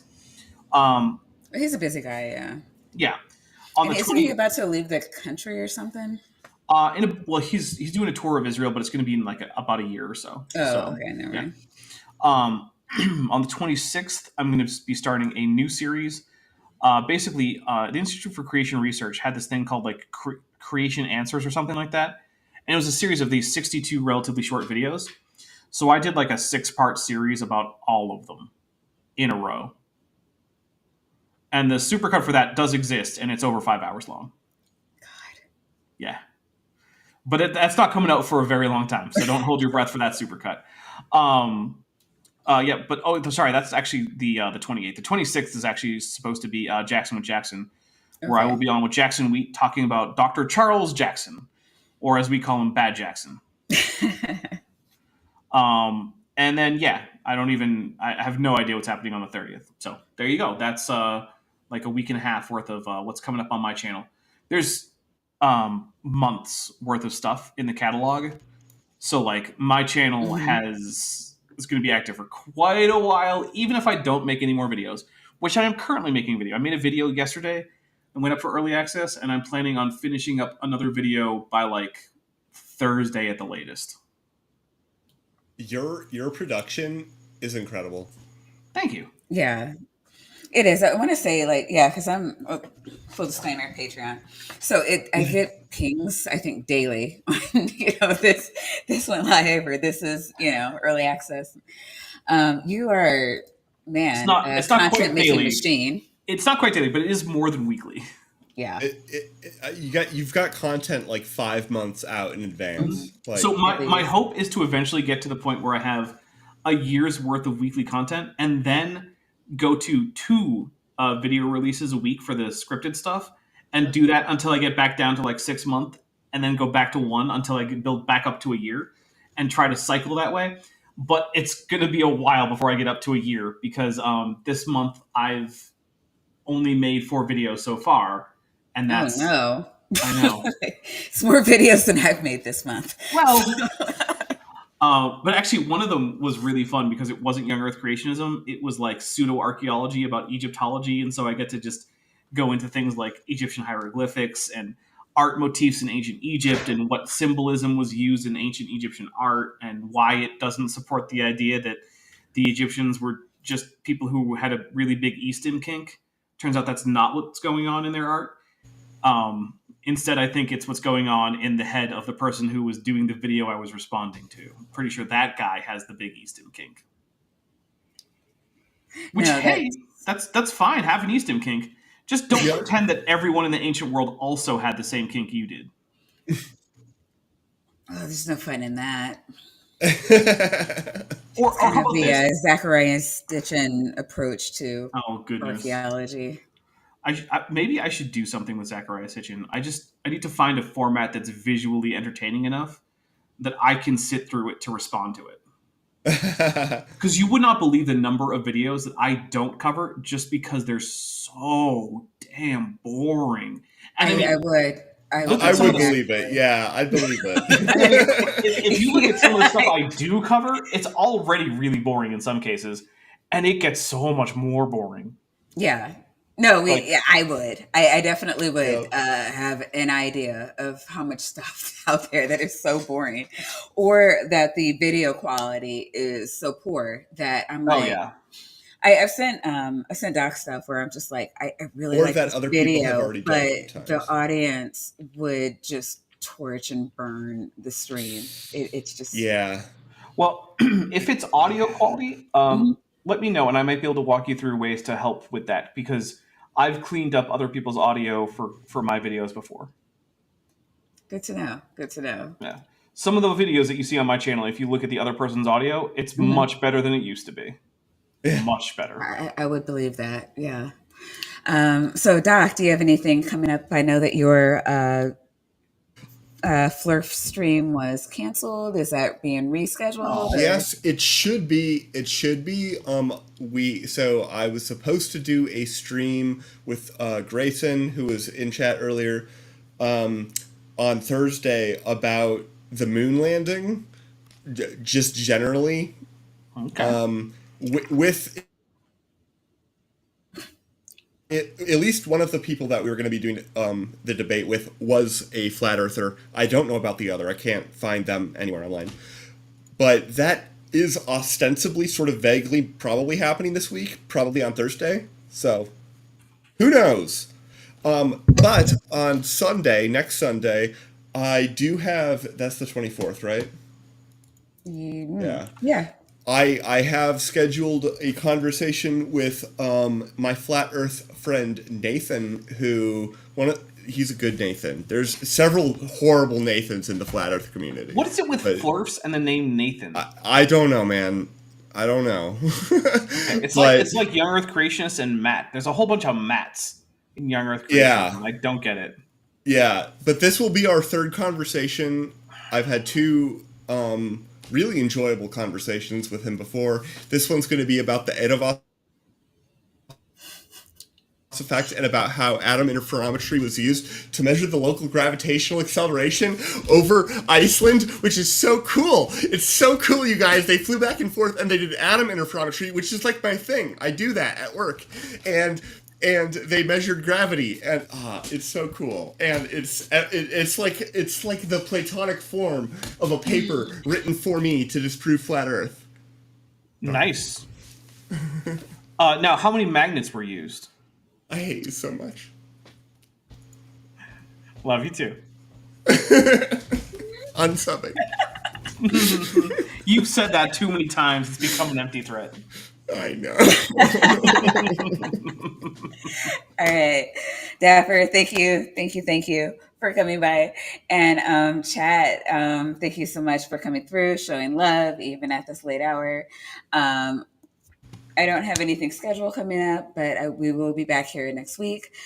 Bree, Hive Sci, at Hive Sci, and Purple at Purple Rhymes with Orange will be here next week, and we will going back to our early roots with cryptids, and I don't know, Loch Nice. Ness may be making an appearance, so Woo! we will It's gonna be see. awesome. Right. So I don't know about you guys, but I'm getting some shut eye. So let's say bye to the chat.